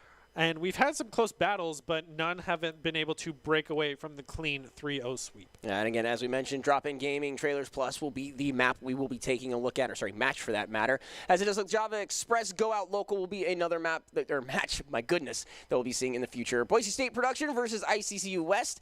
And then again, the Idaho National Guard going up against the Goliath, the monstrosity, the crew of Spades and Friends, ICCU East, looking to continue on their dominant performance here. And again, just absolutely stellar showing from ICCU East. You can only imagine ICCU West does have a leg to stand on as well. As we take a look at the event in general, for those of you just joining us, very standard Call of Duty rules apply. Best of 5. We haven't seen past 3 yet, but that could change as we move forward. Hardpoint, search and destroy, control, hardpoint, search and destroy. And of course, starting at Moscow, hardpoint this week will be kind of the launching point for each of these games. Cannot play the same map twice, no matter how much you love checkmate for that matter. You're only seeing it once per round, and losing team picks the next map to kind of make up for any discrepancies in the map previous. But again, we have not seen that go in favor really of any of the crews. And in fact, as we've said, 3-0s throughout the course of today's concern. Definitely looking for more as we move forward tonight. And again, as far as this matchup concerned, Drop In Gaming versus Trailers Plus going to be our next lineup here. Shizu and Brenner Bear bringing you all the action. And again, we've seen precarious loadouts from just about every team. We've seen the quick scope of Spades ring true in Spades, if you will. And we've seen some close-up AR SMG play as we were talking about earlier. Curious to see what will move here into the next one, because we have seen Drop In, haven't really had eyes on Trailer yet as we move into this Moscow game. Yeah, so a lot of eyes are going to be on Trailer Plus as we haven't seen them for this stream and this quarterfinals. But we have seen Drop In Gaming, and we know that they're going to play it a little bit closer to the belt because that's where they succeed a lot with these XM4s as these early engagement is already kicking off. And Tsunami is going to be all eyes on with this MP5 and is going to get second blood as he was just barely beaten out to one of his teammates passing off. Oh, and King is doing a great job covering this door as Shawnee's covering the left-hand side. This is kind of the setup stuff that I was talking about. The awareness of the map isn't going to win the long engage, but was for a quick second looking pretty good there, and that's just, unfortunate aiming. Shawnee Tsunami, looking like Johnny Tsunami riding on that snowboard, if you know what I mean, as he comes on through. Going to be mowed down is C-Dubs. Weirdbeard going to find that one. Yeah, we saw from when Trailers Plus tried to attack the site, not checking their corners. Even though this is not Rainbow Six Siege, it still matters having those tactics of the team play. So once again, Shiny Tsunami is just having his fill of running around the point, taking everyone out. Once again, as we see him take out Caboose. Oh, and Tsunami's got that streak. And for a quick second, it looks like literally Vibing was doing just that, but now is literally dying. Going to be picked up there by Shiny Tsunami, who's sitting on that 6 streak. Nice move there from King. He's feeling pretty good as well, looking at that 3 streak. Yeah, and he's about to get that cruise missile again as a friendly Semtex will take out from literally Vibing onto Weirdbeard. Hold this. And that's what happened. He definitely did unwillingly because it is a sticky grenade, but now they're going to have to try to push this point as constant trades coming up from these two teams. But again, not checking his corners, dies to a guy in the corner. Yeah, and C-Dubs is just making wins here as finds himself a pair on the point, and 77-0. Trailers Plus hasn't even been able to get on the point yet. C-Dubs fighted yet another one. Yeah, Drop In Gaming has been playing it forward for sure. Once they know where the next point is, they leave one person on and then immediately go over to it as we got a little quick second of, oh, wait, he was behind him. That's me. That was just me incarnate right there, running right past somebody. You're like, where was he? You watch the kill cam, you're like, oh, He was there. He was there the whole time. Right on. So The worst part is when they chase you for so long because they want to go for like the melee kill, Yep. and you turn around and you're like, "Oh, this has been the person following me this whole time." I should have known better. I thought those were my teammates' footsteps. Guess not. So, moving on in here. Trailers Plus, as we were talking, has so many trophy systems up, you can't throw anything in there, let alone something you want. They are on the point for the first time, picking up their first couple of points. Father tries to slide, instead gets mowed down in process, but Shiny Tsunami looking pretty good. Rozard finds a good kill there, and just look at how many trophy systems are there. So spaced out evenly and immediately removed there by C-Dubs. It's like, wait a minute, 1, 2, how many of these things you guys got? Tries to throw us out. Yeah, you got to take those out before Whoops. you throw something because they will shoot anything out of the sky for Oh, sure. that's funny. But hey, finally, Trailers Plus getting on point with the last, 5 seconds remaining for them as the rest of Dropping King is moving forward to the next one. But it seems that Trailers Plus actually has the advantage as they have a lot of it. But again, not checking their corners looks the wrong direction, but will win that engagement. King's not happy about that one. A fight here in the window. Shiny Tsunami going to find that one. 13-2, feeling real good. Just jumping and shooting his Rozard, going in circles, not able to turn around fast enough. So Father Time and his ally will be able to continue this push here. But the hard point in favor of Trailers Plus. Yet another trophy system goes up. They burned 3 last time. Might as well find the 4th. Weirdbeard finding a killing spree here. So the side of Trailers Plus, kill spread looking pretty good. Scoreboard just not as strong. There's a connection interruption. We got a little bit of Lagarino, but it's okay. Weirdbeard going to be shot on down. King going to find 1. Wallbang 4-2. Looking for the rest of the crew. Isn't going to find it. Literally slides across the map. But again, Trailers doing a really good job holding this point. Literally vibing coming through the window to the wall. Going to be mowed down as King Booge going to find that one. Yeah, Trailers did finally get their trophy system set up, but all 3 will finally get taken out as Drop-In Gaming takes the point. Trailers Plus had a solid start to this point, but is going to plan for the future and go for the next one, but is already contested. Yeah, everybody just Zerg rushing the mid for all you StarCraft players out there, but it looks like they will have a great angle as Father Time should be able to see these guys, unless he's just like me and somehow, for some reason, just can't see them. It's one of those situations. They clean them up with relative ease on the back of Shiny Tsunami up from what it looks like to be those escalators down below. Yeah, we saw that issue from Weirdbeard using the FFAR with the higher recoil going up against a Krieg. And the execution coming out. Shocked in the bum. That doesn't feel good. It's what you want to see from the so far winning team of Trailers Plus, which fingers crossed they can come back. It happens. Again, we've seen huge discrepancies overcome, and all it takes is a little bit of slip up. You find the kneecap, and you continue to just hamstring it. I know those two spots even are if they don't win the different. round, they win in style points. They got the execution. I 100% respect that. It's got to be that MVP, the player of the game. Nothing as cool as that, and just a great disrespect nonetheless, because he came in, mowed down 1, found the other, so gotta love it. Feels good, feels great, and so does that. As Rozard going to find C-Dubs there. Takes a nice little nap real quick as the screen starts to look a little bit more red. Never mind, popped in the face by Shiny Tsunami. Yeah, he's been running around having a field day with Trailers Plus, just never staying on point, saying, I wonder if they're going to spawn here. Oh, they are. Yay, eliminations. As he goes into the 2v1, finally loses that situation, which is not uncommon for him. But the trophy sims coming out not even on point for Trailers Plus just to stay alive, so they have a staging area. But Weirdbeard with the FFAR, once you get close range, you win those gunfights. And it was just one of those interesting, like, he had pulled the aggro through that door frame, allowing for him to make that flank, and finds the dub relatively easy. But again, Drop-In Gaming just really strong. And getting the remainder here, Rozard trying to do something. Going to get a couple of seconds trying to close the gap, 173.86, as the next hardpoint going to unlock here in just a second. And Drop-In Gaming is all over it. Yeah, with how long these hardpoint rounds can go, you definitely memorize the rotation of these hardpoints and where to plan for next, because it tells you where they're going to go before the prior one ends with 10 seconds left on the board. And also not running the gas mask is interesting, as we've seen so many players use it because they can just run the card perk greed to have 2 of each. But you're going to get hit by the stun and just take it and still live through it.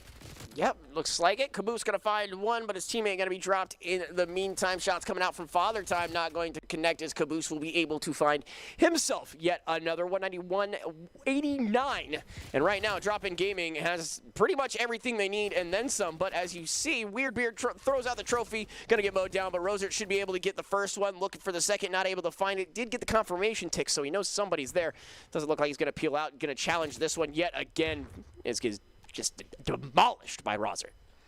Yeah, I feel the pain of anybody who dies to a prone person because you're like, oh, that's just a dead body. It won't be anybody. And then you die to that person. And you're just like, come on, man. No, psych. Just kidding. Nice try, though. Yeah, but Trailers Plus definitely coming alive so far and trying to hold on to what they can as they still hold the point and stunning and flashing themselves. Feels good. Feels great. It does look like the flank here in from Drop In Gaming. Going to find one, finds a second, takes a trophy system out as well. They have the point, and now things are looking dire on the side of Trailers Plus. As you said, a quick surge of life as Weirdbeard is going to find one from above on top of this bus here. Going to try to push on forward. Does have the trophy system to help on out. Syntech is out, but bullets can't be stopped. Yeah, sadly, trophy systems can't shoot that out of the sky. Not yet, at least. Could you imagine? Artillery is going to get the friendly fire on top of taking out Caboose from Tsunami, so probably a bit of a miscommunication there. But it's about making a statement. I'll take you out and my was friends. made. He's 35 and 10. Just feeling it. Feeling it. No surprises, though, as he's kind of been the highlight reel for the side of Drop In Gaming. And again, we've mentioned that Bouge, Father Time, and C-Dubs have been doing pretty strong as well, but just as far as KD spreads are concerned, Shawnee just putting on a clinic. Yet another one there as he jumps on in, mows to the right. Gonna find one, gonna find yet another. This guy is just ruthless. Third one, sure, why not? Shoot back, he says. Please and thank you. Yeah, he's on a casual 12 streak. Finally is going to be ended, though. Casual. Finally. But Casual Weirdbeard has streak. been definitely one of the star players for his team, being 17 and 19, quickly followed by Rosin, who's 19 and 22, though. I don't know why that made me laugh so hard. Just casual 12 streak. I'm lucky to get 12 kills in a game. You know, like Caboose though gonna pick himself up one, literally vibing, going to help him out. C-Dubs is going to follow the process. The entire crew of Trailers Plus picking up singulars. As it does look like Drop In Gaming going to be a little bit on their heels this time around, but there is a long hill to climb. Slides in, gets mowed down. Not what you were looking for as Drop In Gaming. 227, 151 as this hard point now unlocks. And we'll see. It looks like in favor immediately of Trailers Plus. So they got out, they got in. And they should have an opportunity here. Looks to throw in that tactical, isn't going to do so. Stunned on out, taking some damage. And again, those trophy systems are doing wonders for the side of Trailers Plus. But as you mentioned, can't stop the bullets, and the side of Drop In Gaming makes their move. It looks like they, wow, for a quick second had something, but Caboose stopped them in their tracks.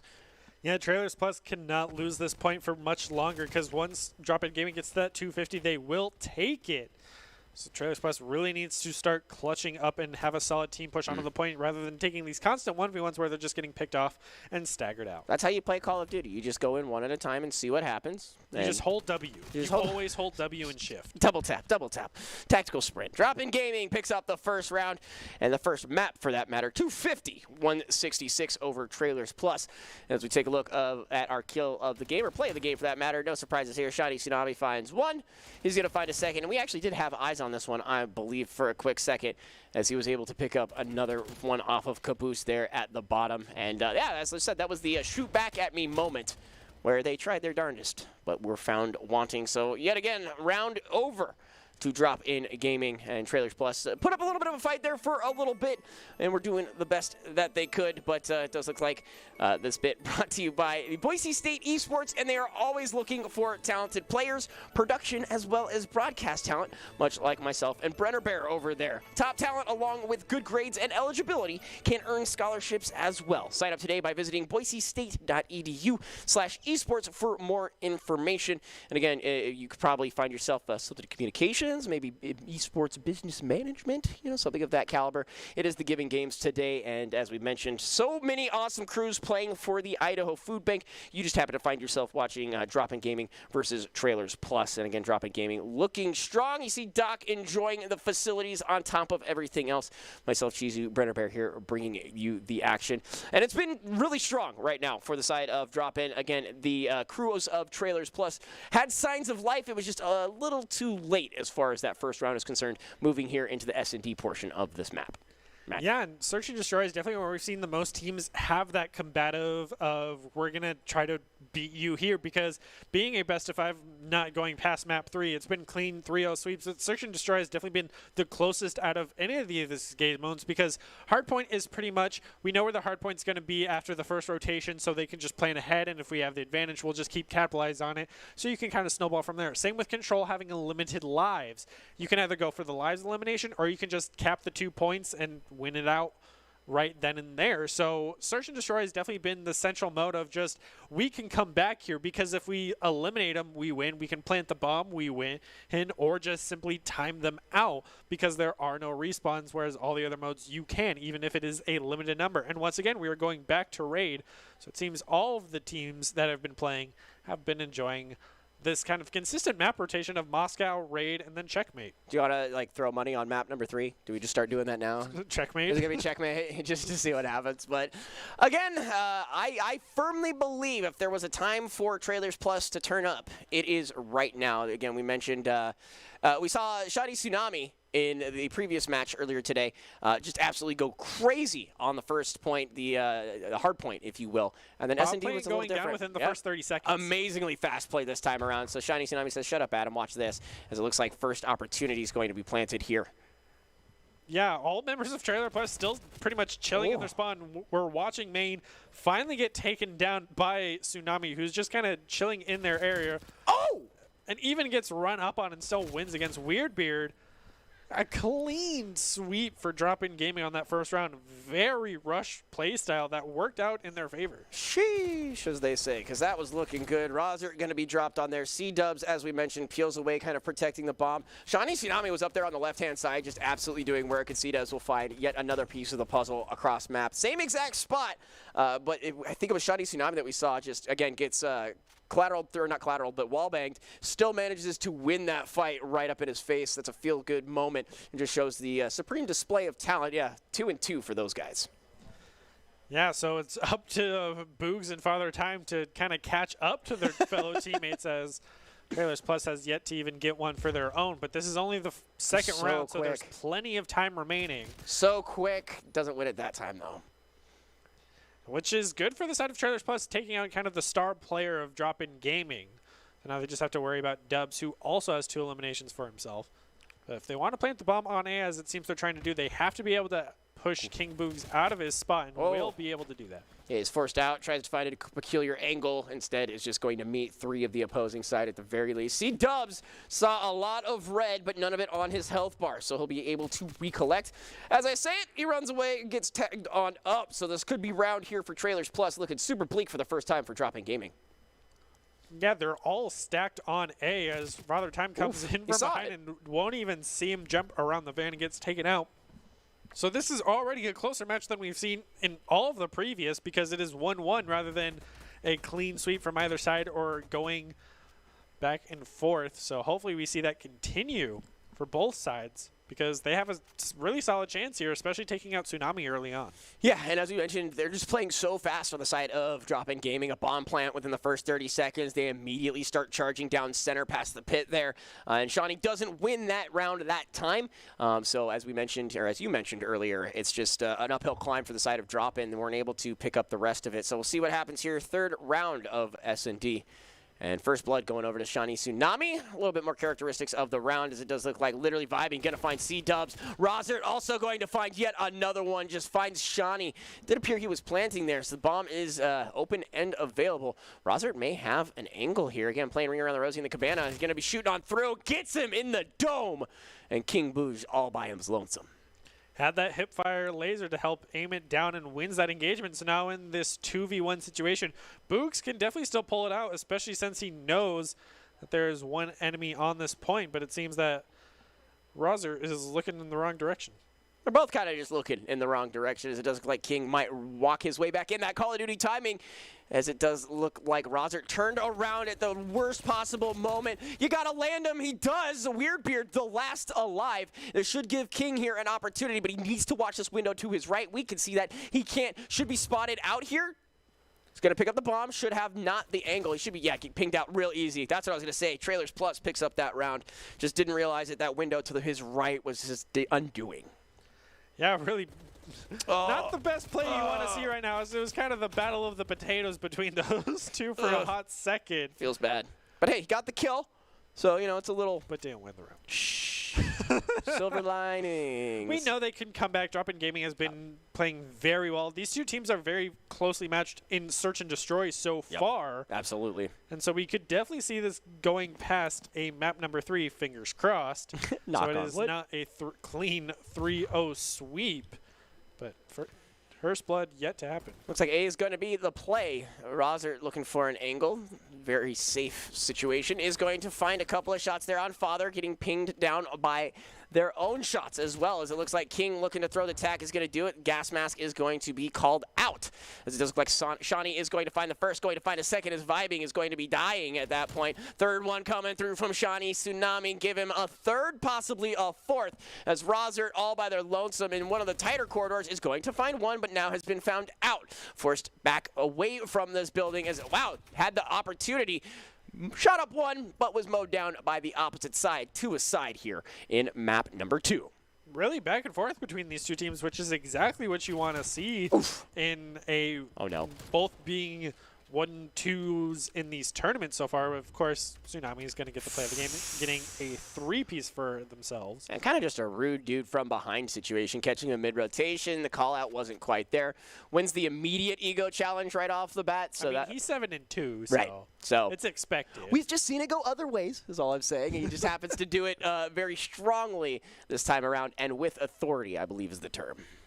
I mean, if he gets eliminated early on, we know Trailers Plus can easily bring it back and take it, as Rosert's looking for that long angle with the XM4. They've done it at least twice. Yeah, he has, but the MP5 from Tsunami is going to get it as he goes for the rush, but will finally get taken out, so now Rosert has a chance, but loses the long-range engagement. And he knows they were planting, didn't have any information, so figured he could get the angle, didn't realize the rest of the crew was there, as it does look like literally is going to be scared away as the plant is down on A. Weirdbeard, last alive, going to find one, making this a 1v2, so manageable at the very least, but the bomb has been planted. Yeah, and with 30 seconds on the board, the pressure is on to try to get any sort of engagement. He was hopefully able to see him before the bullets were fired, but I do not think so, so he's going to have to go for the long rotation, and Father Time holding that close angle could easily take this. Oh, yeah, just mowed down from the statue side. Drop-In Gaming picks up their third round, moseying their way here for their second possible victory, but again, just take a look at that as King. Shots ring true. A nice little peek, gets mowed down, and literally, again, got pushed out of there almost immediately as well. So solid run and a quick plant on A, or I'm sorry, I guess a normal plant on A kind of forces Trailers Plus to make a move found wanting. Yeah, now that they're back on the attack, they could easily take this just because of how consistent they've been of going back and forth, back and forth, and back and forth. Seeing that That's just stats. Exactly. Shawnee gonna find that one. Speaking of stats, the dude has a massive KD. Weirdbeard going to find that one. So evened aside, but it took a handful of members to knock down Shawnee. So 3 apiece. We'll see what it looks like. B going to be the intended spot, and the bomb is actually dropped. I didn't even realize that that was the situation. So peculiar situation. Drop shot, not going to find anything. Weirdbeard just going to hit that R2 and find another one on top of it. Give that boy a dub. King gonna find him there in this fight coming down the mid, as Caboose is going to actually win that fight. My goodness. Yeah, I guess he had the better aim in that situation, going up against the member of Drop-In Gaming. Surprised the melee also didn't happen here, as he got right up in his face. He definitely could have gone for the swing. Instead, it's going to get the 2-piece best play with that FFAR, as he was quickly eliminated not even a second later. But Trailers Plus, I got keeping true to the statistics that I mentioned. Stats. Back and forth. So that in theory, Drop-In Gaming is going to run 3 back if it is anything like we have seen. If the algorithm and the situation are real, that's what we're in for at this point. We're here for a conspiracy theory of numbers. You thought it was charity? No. I mean, this is Black Ops, so it's all about the numbers, Mason. Come on now. This is how this works. Absolutely. Shawnee Tsunami, quick little plant there, as we were talking about as well. It looks like A going to be the decision maker here. Is going to see one, but is going to pick up Caboose in the meantime, right as the camera switches, but the kill cam comes through. King going to find literally Vibing. And Shawnee Tsunami just says, excuse me, sir, this is my center of the map. Opens up from the hip, gives him the old thrust, and finds yet another. Yeah, so now in the 1v4 situation, he's going to have to clear the high ground, but he abandons it as soon as quick. He did see the head, but didn't even go for the shot. It's going to take the fire. And the communication's on, so now it's all members converging. Okay. He will be able to take out one, but it's going to have to be on the retreat. Just gives it to him. All right. Happy birthday. Went from a 1v4 to a 1v2. Power of search and destroy. Clutch. He still has the ability to come back. Now they know. He doesn't see the guy on the left, and that is going to be that timed on out, or was it kill? I can't even see. But It was a quick opportunity there. Always feels great when a guy lands right in front of you. Shani Tsunami with the massive best play plant. The skill, the desire. This is actually where it comes from. He picks up that one. If I'm not mistaken, he'll pick up a second here in just a bit. Bleeding on out, takes the ego challenge, doesn't even care, says, watch me. Yep. Up, over, finds the back of the dome. Feels good. When all else fails, just panic hipfire. It'll be great. What else do you, wait, you do something else, like ever in the game? Melee. Oh, yeah, no. Panic hipfire. See, I played this like it's Modern Warfare 2, running around with Commando. Like, I'm going to melee you from across the map. Woohoo! Take that. Definitely not the most aggravating thing ever. But at least they got rid of new tubings from across the maps, right? I mean, you know, I'm playing Vanguard. Anyways, there's a couple other Different issues. game, different game. It's okay, it's okay. It can't hurt you here. It can't hurt me here, thank goodness, because it does look like Rosert is looking for one, but King going to be putting some hurt on. Rosert does find the one we were mentioning before. 3 aside, and the vision is in favor of Drop-In Gaming. They're going to get that cross map, looking to get Rosert here firing through. You going to aim? Okay. He was trying to work on his movement. That was what was going on there, as it does look like one remains. Drop-In Gaming picking up that one. And looking to be at map point here, 5-3. The simulation is real. I mean, as you mentioned, it was quick back and forth, and now it's going to be the clean 3-0 sweep from Drop-In Gaming, it seems. So we might just go to a map 3, and that might be the end of it. Hopefully not, because Trailers Plus has given Drop-In Gaming a run for their money. Yep. So I definitely think they have a solid chance of bringing this back, especially in Search and Destroy, because this is the one mode that you see most teams have a comeback in, seeing as they can even things out, not having to worry about the respawns as the typical team deathmatch style. Oh. Had information, doesn't realize dude's peeled out of there and is going to get mowed down from the left-hand side. Shani Tsunami makes sure he is dropped. Rosert returns the favor. Was he planting or just like looking? Because he was planting. He's going to be dropped right there. Rosert just says, nah, dude, not this time. That's why everyone goes prones and spins when they are planting the bomb, just so they're not standing and just saying, hey, I'm right here.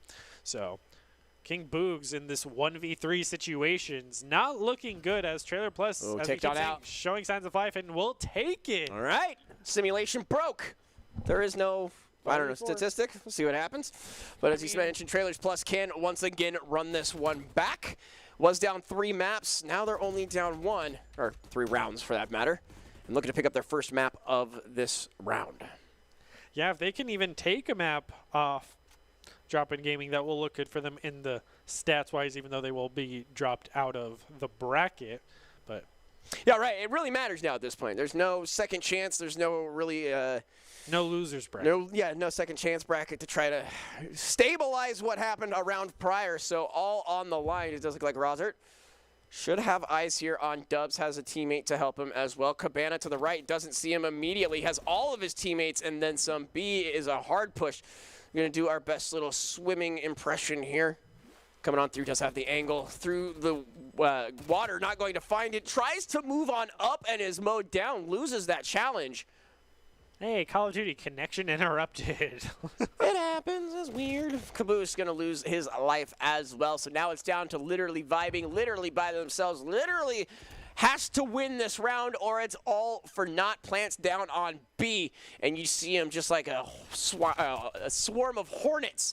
King Booge going to be moving on in, going to be taking out vibing, going to be securing this map.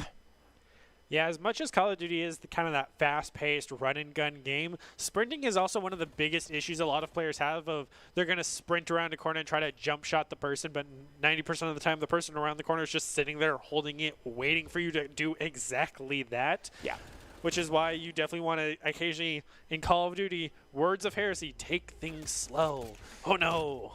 And just walk around the corner so you can have that aim down sights ready and set to go so you can have those accurate shots, or even just jump around the corner and not go for the sprint. Yeah, and as we mentioned, just looking so good for them. But don't forget, you can apply for a job with the best place to work in Idaho, Idaho Central Credit Union. Now hiring for positions like software developer, server administrator, workstation technician, information security intern, as well as DevOps engineer. Learn more and apply today at www.iccu.com/careers. Also, you'd be, possibly on one of their super awesome Call of Duty teams, as, they have 2 of them in this tournament.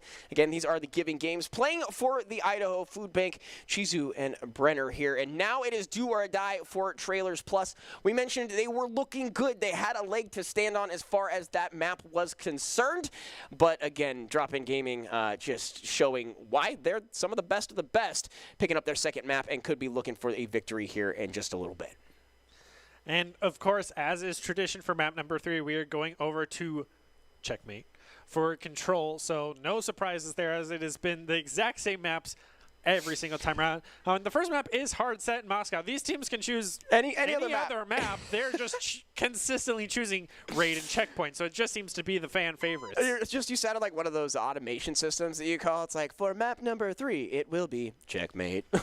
Like, you don't get a choice. Like, it is what it is. It's just a very open and curious map as well. The comfort as far as control is concerned, you really do have an opportunity to take control right off the, no pun intended, right off the bat. Again, as we mentioned, once you control the airplane itself, that underwing becomes a very, very interesting and stagnant spot, with that A point being the early take, as we've seen historically, at least through these last couple matches. Yeah, and it really also fits a lot of the different play styles from all these players. You know, we've seen Spades with the quick scopes working on this map and him running out of ammo because he does it so well.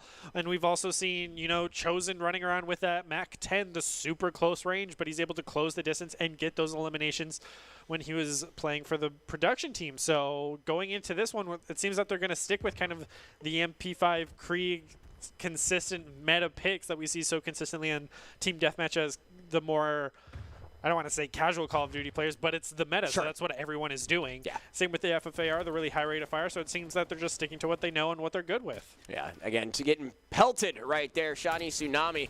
Actually, wow, interestingly enough, finds himself too, bodies all over the place. Trailers Plus with the early lead, as Drop-In Gaming loses 2 more than their opponents.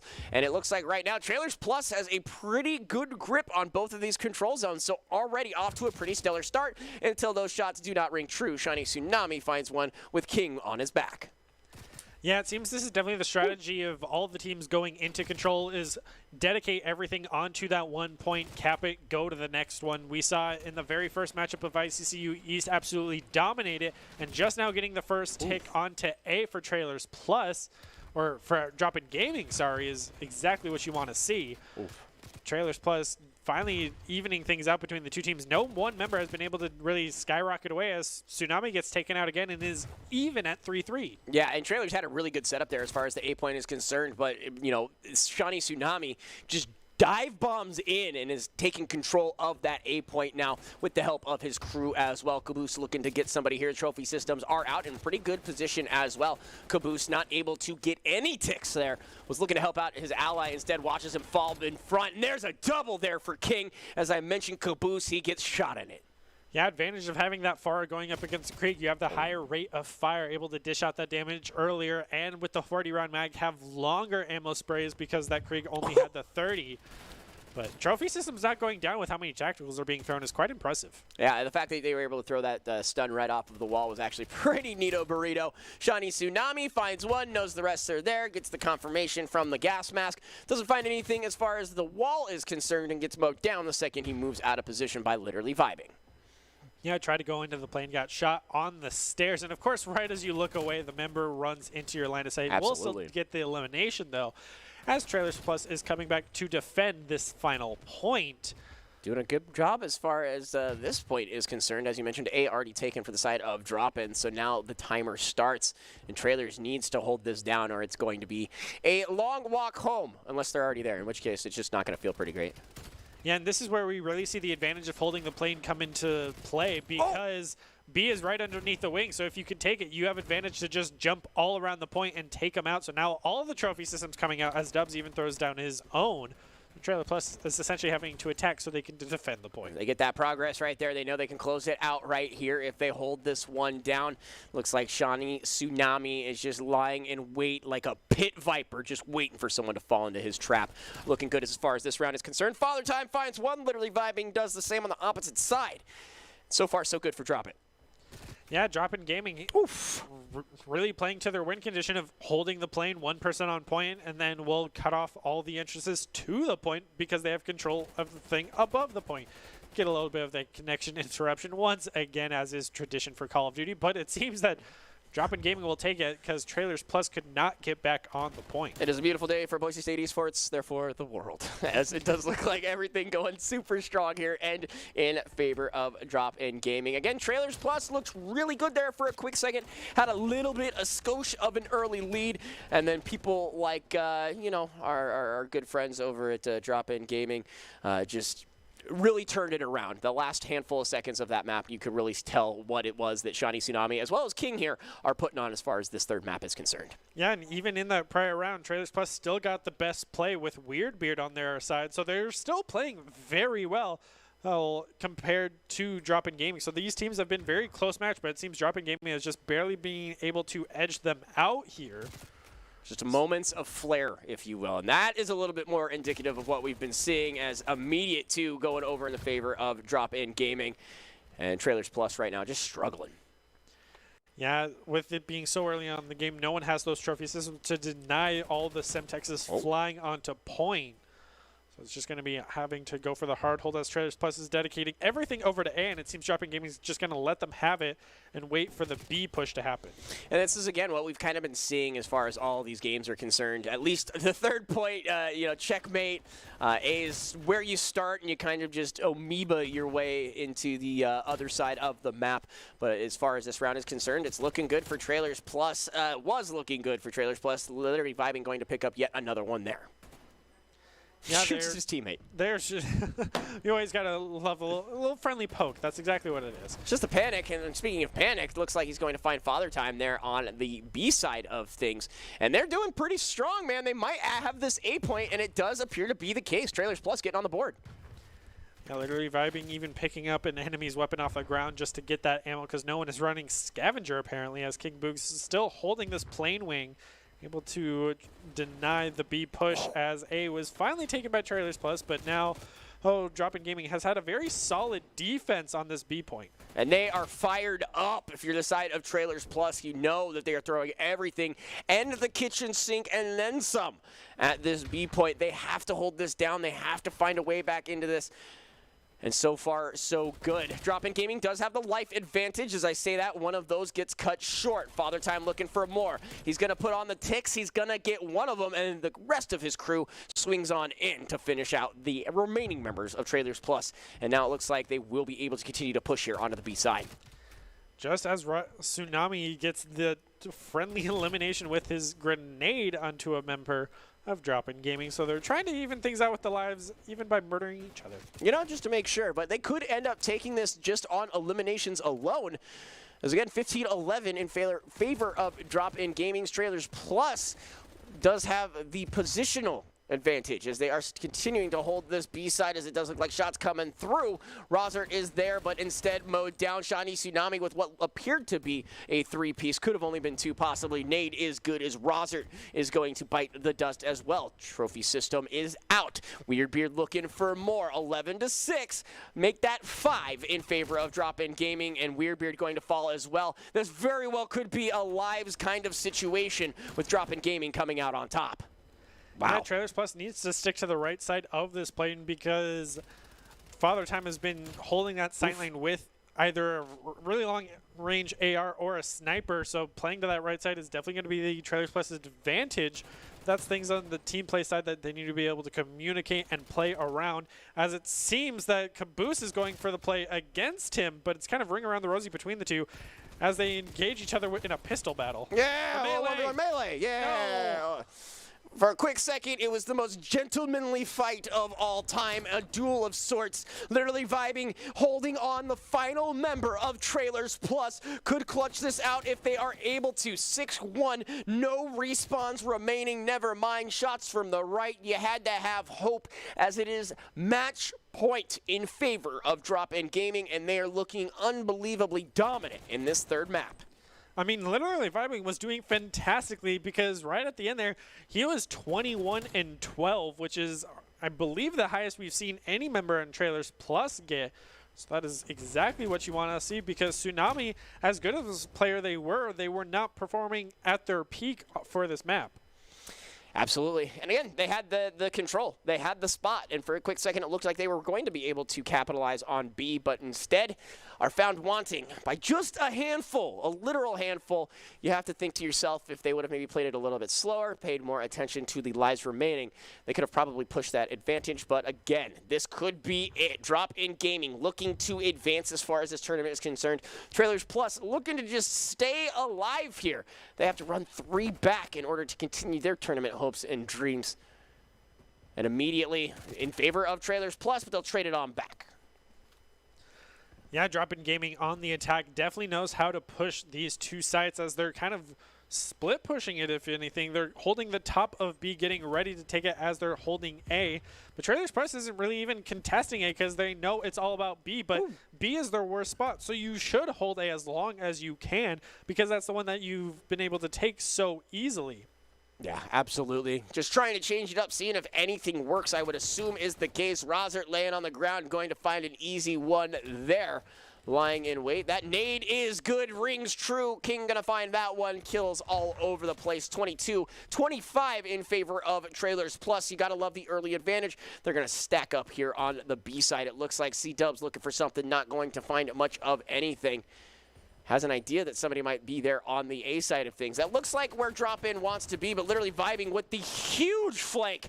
Going to find one there. And again, pushing there on the red A side. Rosert going to find 2, but then Shiny Tsunami takes out vibing. Yeah, it seems Trailer Plus is doing much better on the defense, especially with literally vibing just popping off for his teammate. And also the kills are a lot more evenly spread on the side of Trailers Plus compared to Drop In Gaming. So their players are definitely the better as a team, whereas Drop In Gaming has those 2 individuals that are just popping off of Tsunami and King Boogs.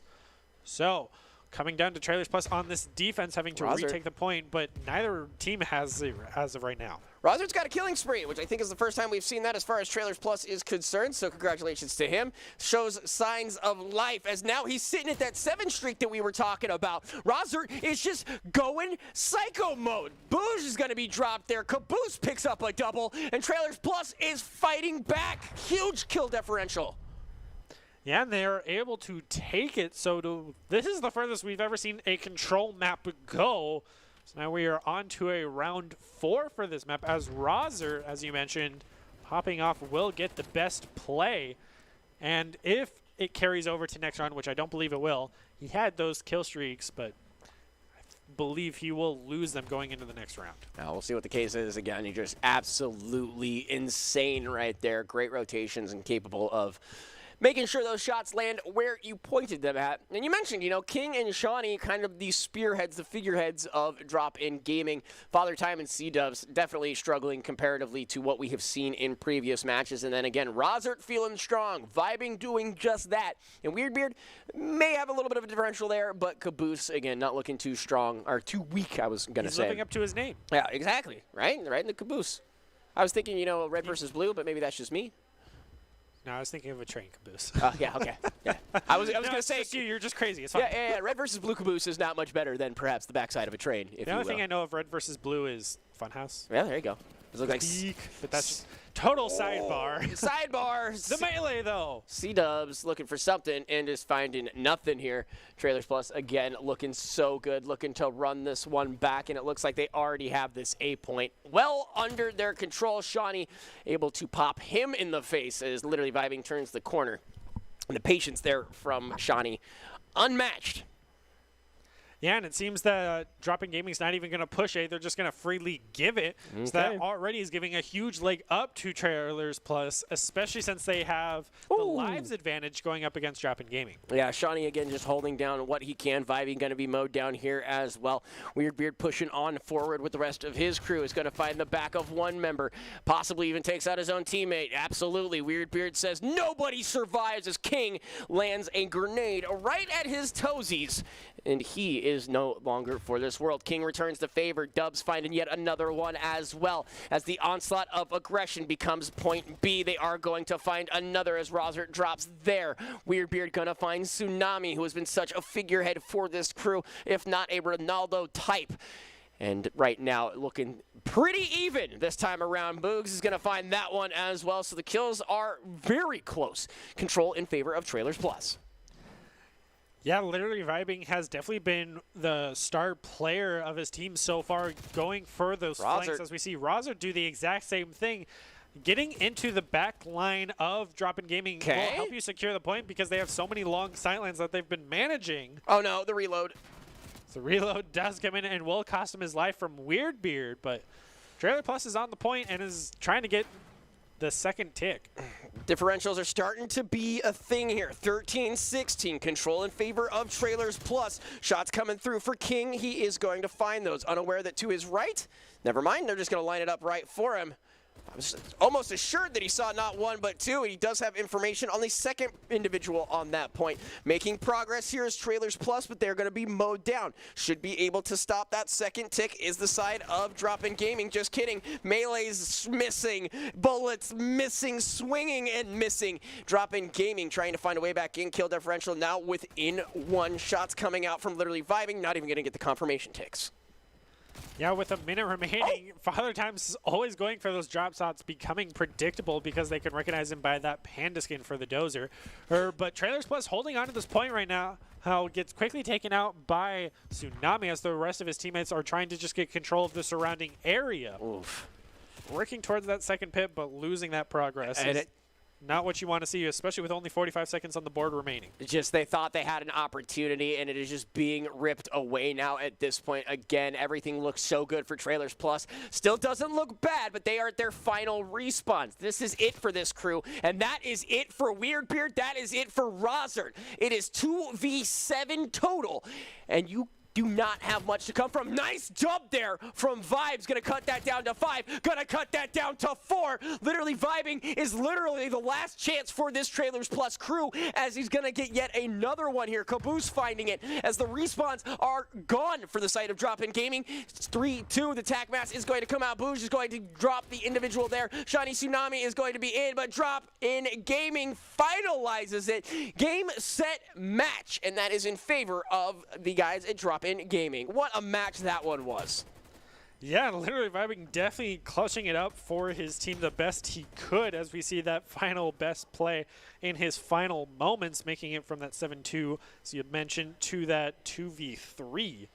So good on them, and I definitely think even though you lost it, you come away with that feeling that we did the best we could, and they did very well. Absolutely. Well, so going on in this bracket, Drop-In Gaming definitely has to be worried that in their first matchup, it was this close of a game. Yeah, like we mentioned, that last map specifically was crazy, but let's take a quick peek at the standings. That would mean Drop-In Gaming moves on. Trailers Plus, unfortunately, finds the end of the road here. And in the meantime, we didn't quite have eyes on it. The Idaho National Guard, unfortunately, fell to the Goliaths known as ICCU East. Not that we are surprised, but it will take a absolute Super Saiyan God mode tier team to drop that ICCU East team.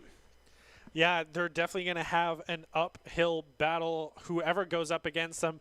And as we possibly head into this next matchup, it's definitely going to be interesting to see how continued these teams that are very close matched will go onwards. We know that Java Express going up against Go Out Local will probably dominate that, seeing as Go Out Local is 0-3 and Java is 3-0. I doubt we see that upset, but I would love to see it if it is at all possible. Well, I got some good news for you, my friend. While we were in our last series, Boise State and ICCU West apparently have made it all the way to Game 5, dude. So while we were watching 3-0s, we're going to hop into their final game of the series as soon as we are ready to do so. And again, just a stellar performance from all teams that we've seen, whether or not, they are sitting at the 0-3 side of things. Each team has had unbelievable shining moments, and so it's something you love to see again as we are doing all of this for a great cause on top of it, playing for the Idaho Food Bank. But it looks like we are on S&D in standoff. Again, Boise State University's production team versus ICCU West. And if we've seen anything, that ICCU Green has looked very, very strong comparatively to the blue and orange. Although looking at as far as the standings, Boise State's looked pretty good. Yeah, and it's really been even between these two teams. So going into Search and Destroy with a map that we have not seen in this week of the Giving Games. We have seen this map last week when I played with the ICCU West team. But already, Michael's finally going to get first blood. Let's go, Michael. seems that this is a much more even matchup for these two teams. Do you think we just have big expectations of the Boise State crews because we know them? Oh, you know of what I course. mean? Like, you want a BM, but speaking of BM, Zebra Mini Horse says, take a nap. KD gonna find one. Darrell the stick, though. Baratel feels great about that one. ICCU, though, going to pick up the rest of that, and that'll give them the first one here. Again, this is the 5th map. They have to win this one. Both teams do, or their tournament dreams go to bed right now. Yeah, and of course, Zebra Mini Horse with that 2-piece will get it, even though he was quickly eliminated by Baratel with that sticky nade from over the wall. Baratel's like done with the tournament at this point. Baratel's like, I stuck him, I'm out, I win. That was Even my if one we play. lose, that's all I want. But Michael and Baratel, the caster duo extraordinaire. Some of the coolest dudes you'll ever meet. The only kills on the board for Boise State. Idaho Central East looking good, though, 2-1. And One Trick Pony, KD picked up a tick for themselves as well. Slippery Toad just looking for, maybe they were early off the bat. Maybe that was the case as ticks coming down. Michael Hurton, he's going to find one over the wall. It looks like Silver going to find one as well. Slippery Toad and One Trick Pony going to find the 2 on the side of ICCU East. So now Fish and Chosen here going to be the final ones. Bomb is down. Yeah, ICCU West in this 2v2 has a chance as both of their members have not been eliminated yet. Oof. As Michael gets quickly taken out by One Trick Pony, having that sight line advantage. And they have the bomb and free reign of the map as Silver's trying to go for that rotation. Oh, Ring around no. the Rosie right now will go up behind him and get the elimination Chosen. with the MP5. Chosen's bringing it back, evening things up, but KD's going to go for the plant on B. Should be able to gather this information here relatively quick as to where KD is going to go. Smartly goes back, hops over the wall. So as we were speaking of information, Diffusal coming in. He should be able to hear that, but he won't. Oh, he's running going all the way around. So the stealth diffuse goes off for free. Chosen I am takes it. Ninja. Wowzers, but gowsers, dude. Boise State evens that one up. You probably aren't too happy about that. No, you'd hope your teammates like wearing headphones and can hear the guy like poking away at the bomb, pressing all the buttons, and you're just be like, oh, someone's on it. But no, you just turn and ran away. Spotify up to 15, 20 even. That's what it was. Just couldn't hear it over your sick jams. As the typical Call of Duty players do. Absolutely. Dude, it's so loud it comes through their speaker. You're like, man, I can no, hear they your- blast it on all mic. They don't even do push to talk. They're just like, everyone wants to hear this, I right? can hear your song better than I can hear your call-outs. What's wrong with you? Mini Zebra Horse is going to find Chosen. Bomb is going to be dropped, and Boise State not going to like that, but they have stabilized. Looks like Baratel going to get mowed down as well. Zebra Mini Horse looking pretty strong here. Riley picking up one for Boise State. Slippery Toad finds Riley in the meantime. It's all to Fish. Yeah, we'll have to see if Michael will be able to do it even with the fire. Won't even use the grenade to try to clear him out. Runs into a corner, essentially, to try to clear out one guy, even though he jumped out the window, and now it's a ring around the Rosie. Michael not going to last. The execution probably going to come out. Get turned on! He will get it with the hip fire headshot. FFAR are paying well for Michael. Let's go, Fish. Let's get these eliminations, boy. Yeah, it's a 1v2 for him now, so the pressure is on for sure. And he doesn't even have bomb control. He can see it, but he can't go for it as all enemy eyes are on it. Does have information that the trophy system is there. Has picked up the bomb. He's going to go for the plant on B, but Oh, to the wall. Do it, Fish. There you go. That's that bomb that he was saving from earlier that you were talking about, that nade. He's going to challenge. Ego challenge. Oh. Shot in the back from the crossfire. Not fair. It's 2v1. That's not fair. He was going to. His Fish was he looking on for his that. back foot the whole time. He was looking for that ego challenge hard. He knew he was there. He got rid of the trophy. Where was the shotgun? Yeah, right. Knew that the grenade didn't even tick off of that. So just a full-fledged, like, Last Samurai, Rambo combined scenario and just mowed down from behind. It feels bad. Yeah, so now the... I'm going to do it. I'm going to do it. Oh. Big awe there. But Boise State not looking too good on the side of the KD ratio, whereas ICCU West feeling very comfortable, especially now on the attack. It looks like they might even be going for the 8 push. Okay. So all 3 members of BSU pushing the one side, so it's definitely a mirror match here as Baratel waiting with the prone behind the tractor is not scouted out. We'll watch him just jump up, not fire a bullet and get taken out. As now Chosen's going for the refrag. Tried so much patience there, but instead just needed to fire away. KD, the last one alive. Boise State has an opportunity, and they're looking pretty healthy to do it. As KD here rotating on the way behind A, as it looks like Riley looking to shoot is going to ring true. Boise State evens this up in a game number 5. Both of these crews not looking to go home. I mean, this is why they went to map number 5, the first of any teams we've seen in the past in this best of 5. So on map 5, it's an all holds bars, throw everything you got at them, and it's been working. That's why we're 2-2. Again, maybe that's where the aggression from Fish came out. They've decided they are done sitting and waiting. Kill spreads be damned. So long as we put on the pressure, we might find a way on it. And again, Chosen's been looking pretty good as far as this one's concerned. And Michael Fish looking strong for the first time all evening. Yeah, he's definitely trying to bring it back in this last-ditch holds bar match.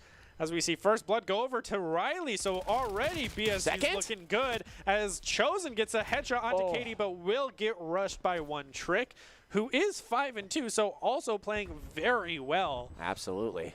But the plant going down onto B will run away from point right as they saw each other, so a little bit of damage will be exchanged, but Slippery Toad now with a sniper that we have not seen. Riley is taken on out at the end of things, and it looks like One Trick here going to find Baratel. Michael Fisher is the only one remaining here, as it does look like Michael is going to find one. He saw the second, he's got an opportunity, and Fish clutches it out!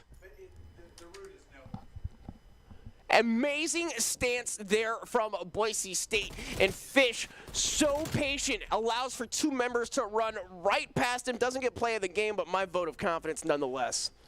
Yeah, I mean, if anything, this is proof of why these 2 teams came to a map number 5. Right. I'm so curious how the previous maps went then. Was it back and forth? Was it like, hey, we have 2, we're about to win. Now they came back and now they won 2.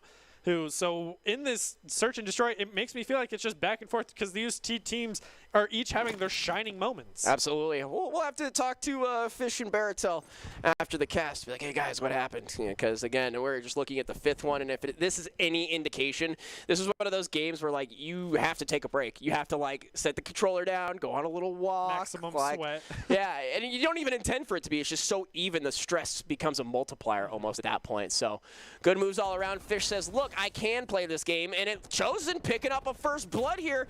It turned around immediately, 3 aside. Yeah, so already things are evened up between these 2 teams in the 3v3. Zebra Mini Horse holding that cross line. Knew Chosen was there, but is going to give it up. But Bomb's not moving. You got to get the plant down with only 40 seconds on the board. Nah, just wait. Nah.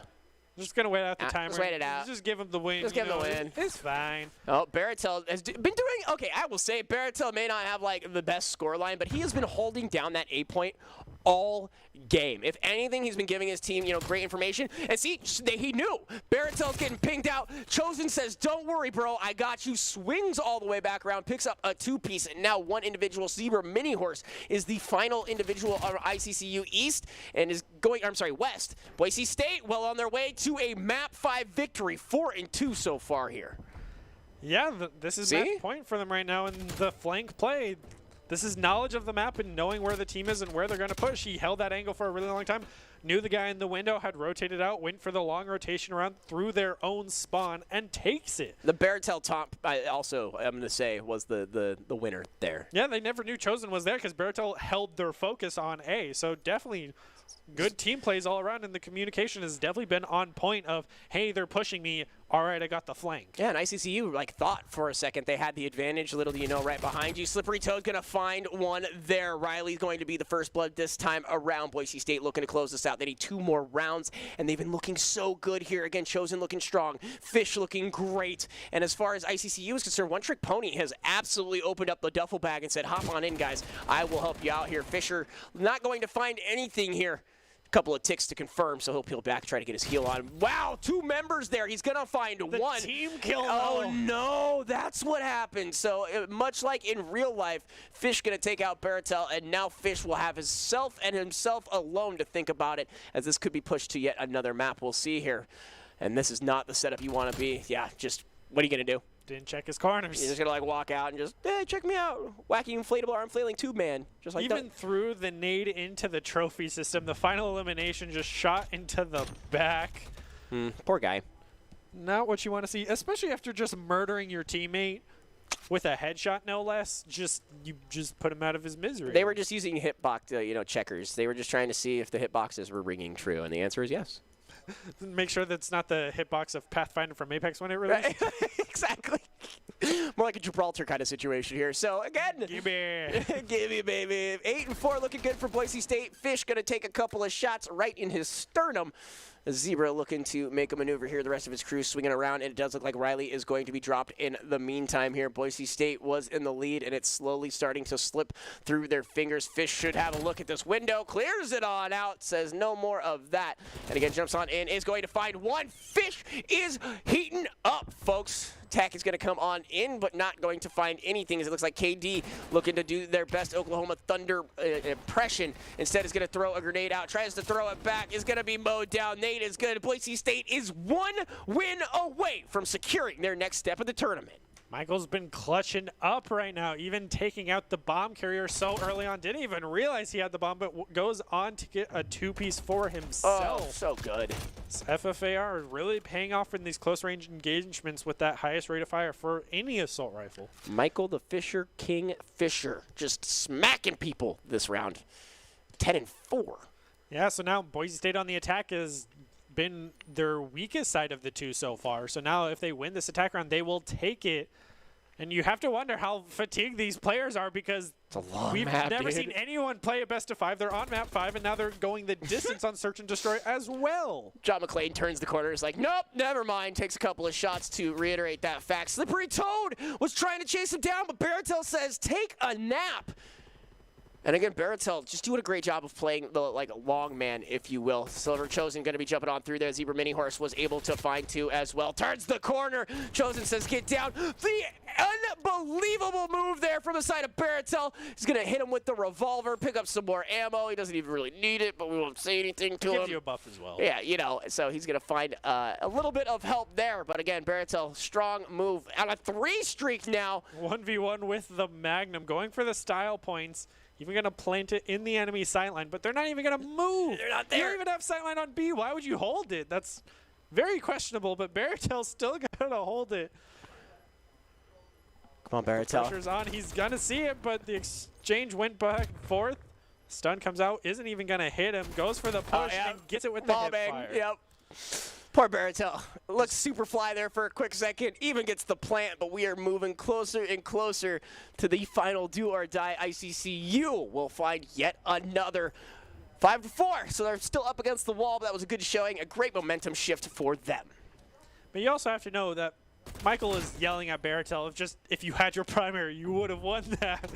But Baratel is here for the fun and games, as he should. And again, it's that A point. That's his kind of, place of business. Put him on the A, let him sit there, and maybe he sat, yes, for a little bit too long. Should have known that he was found out and that you can, in fact, shoot through those walls. ICCU will find yet another opportunity to come back in this. But Boise State back on the defense has been their strongest side of this map. As you've mentioned, absolutely. So we'll see if that comes into favor for him. That will not be good with Chosen running into the enemy, but does not get eliminated. Instead, once again, Riley has been the first elimination so often. It's the impatience. For Boise State. I'm guilty of that every time. I'm the first one to die every time in S&D just because I want to get that good position. I want to be the first one there. Just hold W and say, I can make it. I can do it, and that's just not the case 90% of the time. So an aggressive play finds Boise State wanting, but it won't necessarily be a death knell. Again, they have a round to mess around with. You said historically, defense is kind of their way to be. Silver Chosen has to get on out of there, but is not going to be able to do so. Traded across the board. So 3v2, Baratel and Michael, the caster duo, looking to make something happen here.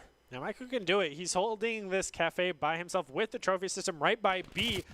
Baratel with the snipe attempt, but does not get the bullets off in time. Michael is able to take down the trophy system and the bomb planter. Oh, he knows you're there, dude. Fish! Oh, I thought he was going to do it. So it will come down. Final map, final round, final game for these two teams. One of them making their way out of the closest series they've had. The others will feel the entire tournament slip between their fingers. And right now, Fish has to open up that backpack. Chosen has to help with the load. Baratel just needs to do their thing, and on the side of ICCU, just keep doing what you have been doing. One Trick Pony looking good, and the rest of the crew looking to back him up, and we'll see what happens. I mean, it's not hard to have a bias right now as a BSU fan. No, absolutely. No. Against ICCU. But, I mean. Either way, I get to make fun of these guys, so it works out in my favor, you have to right? give props to both of these teams because they've gone this far. The no distance. other team has. I don't know what Disney song talks about going the distance. Maybe Chat can help us out, but that is exactly what is going on. Thank you. I appreciate it. See? Yeah, I've never lost a Disney song challenge for a reason. You're like, but a map 5, round 5, that's a whole different story. Meanwhile, one aside, Baratel gets dropped. Slippery Toad going to find that one. It's looking bleak for Boise State production here. Hey, at least Riley wasn't first blood. It's just chosen one of their strong members. Tiny wins. Tac Mask is going to be procced there. Riley looking for the angle here. Bomb Plant is not even the option. They're going for eliminations. They're going to find Mike here. And now they can move their way up towards B as Riley, the final opportunity, usually the first to drop, is going to have to check. Going to find one. Got to land those shots. I was able to do so. 1v2.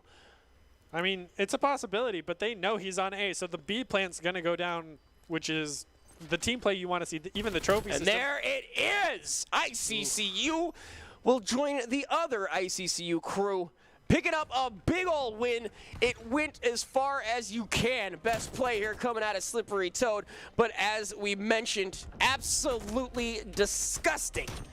And ICCU will pick up yet another. Both teams of ICCU moving their way forward and should be proud of that as the giving games again for Idaho Food Bank is going on strong here. And as far as everything is concerned, with that, we have a snapshot of our upcoming semifinals.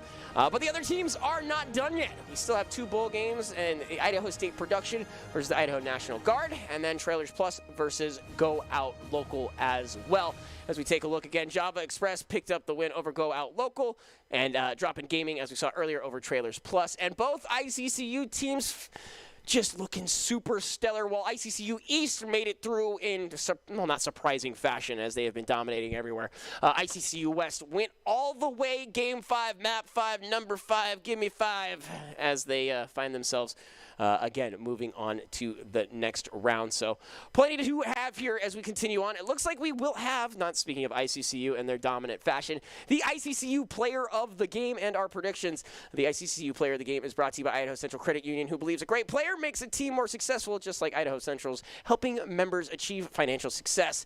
Any suggestions, any guesses as to who might be your ICCU Player of the Game there? I mean, it's hard not to say Spades with how dominating he was for the East team, as well as, Michael was the star player of the BSU production team. We had, names not right. We've seen so many. There was a lot of teams. I mean, these players played very well. Well, there was a star player from every team. We saw Shawnee Tsunami on the side of Drop In Gaming. Yep. So it's hard not to give it to one of the star players that did their job very well. And at the same time, like you mentioned, highlighting players like Baratel who just did their job of holding the point the whole time. They may not have had that high KD, but they did their job. So it looks like it is going to go over to the side of Shawnee Tsunami. Yeah, and again, no real surprises here. Right off the bat, we started this broadcast and went, oh, this guy is on a rampage. And that phrase continued to be uttered from our mouths match after match after match. And in fact, it became a point of huge contention, as you see in the S&D rounds that we'll get a peek at. Once that guy was dropped, it caused significant issues for that crew. But again, just looking stellar, as Shawnee Tsunami is Idaho Central Credit Union's Player of the Game, and rightfully so. Yeah, and he's also the one we saw the most of because we watched the most Drop-In Gaming matches. So we saw how well this player can play in the game and how skilled they were and how key they were to their team, because as soon as he died, as you mentioned, on Search and Destroy, the other team could come back and win it. But also highlighting members of Trailers Plus and Go Out Local. Go Out Local had Metal. Trailers Plus kind of had their whole plethora. Each player had their moment on that team.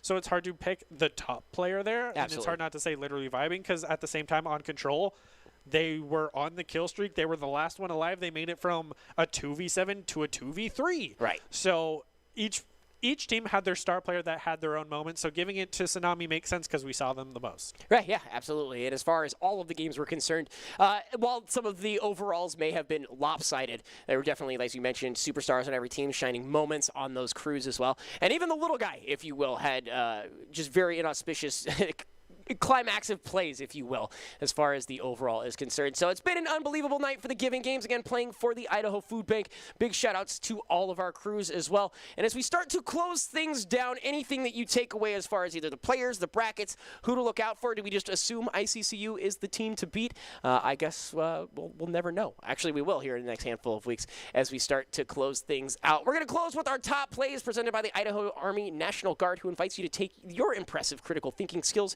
into the real time. With more than 10 jobs offering a $20K bonus and your degree of choice paid for, the Idaho Army National Guard is the best team out there. Let's check out those top plays.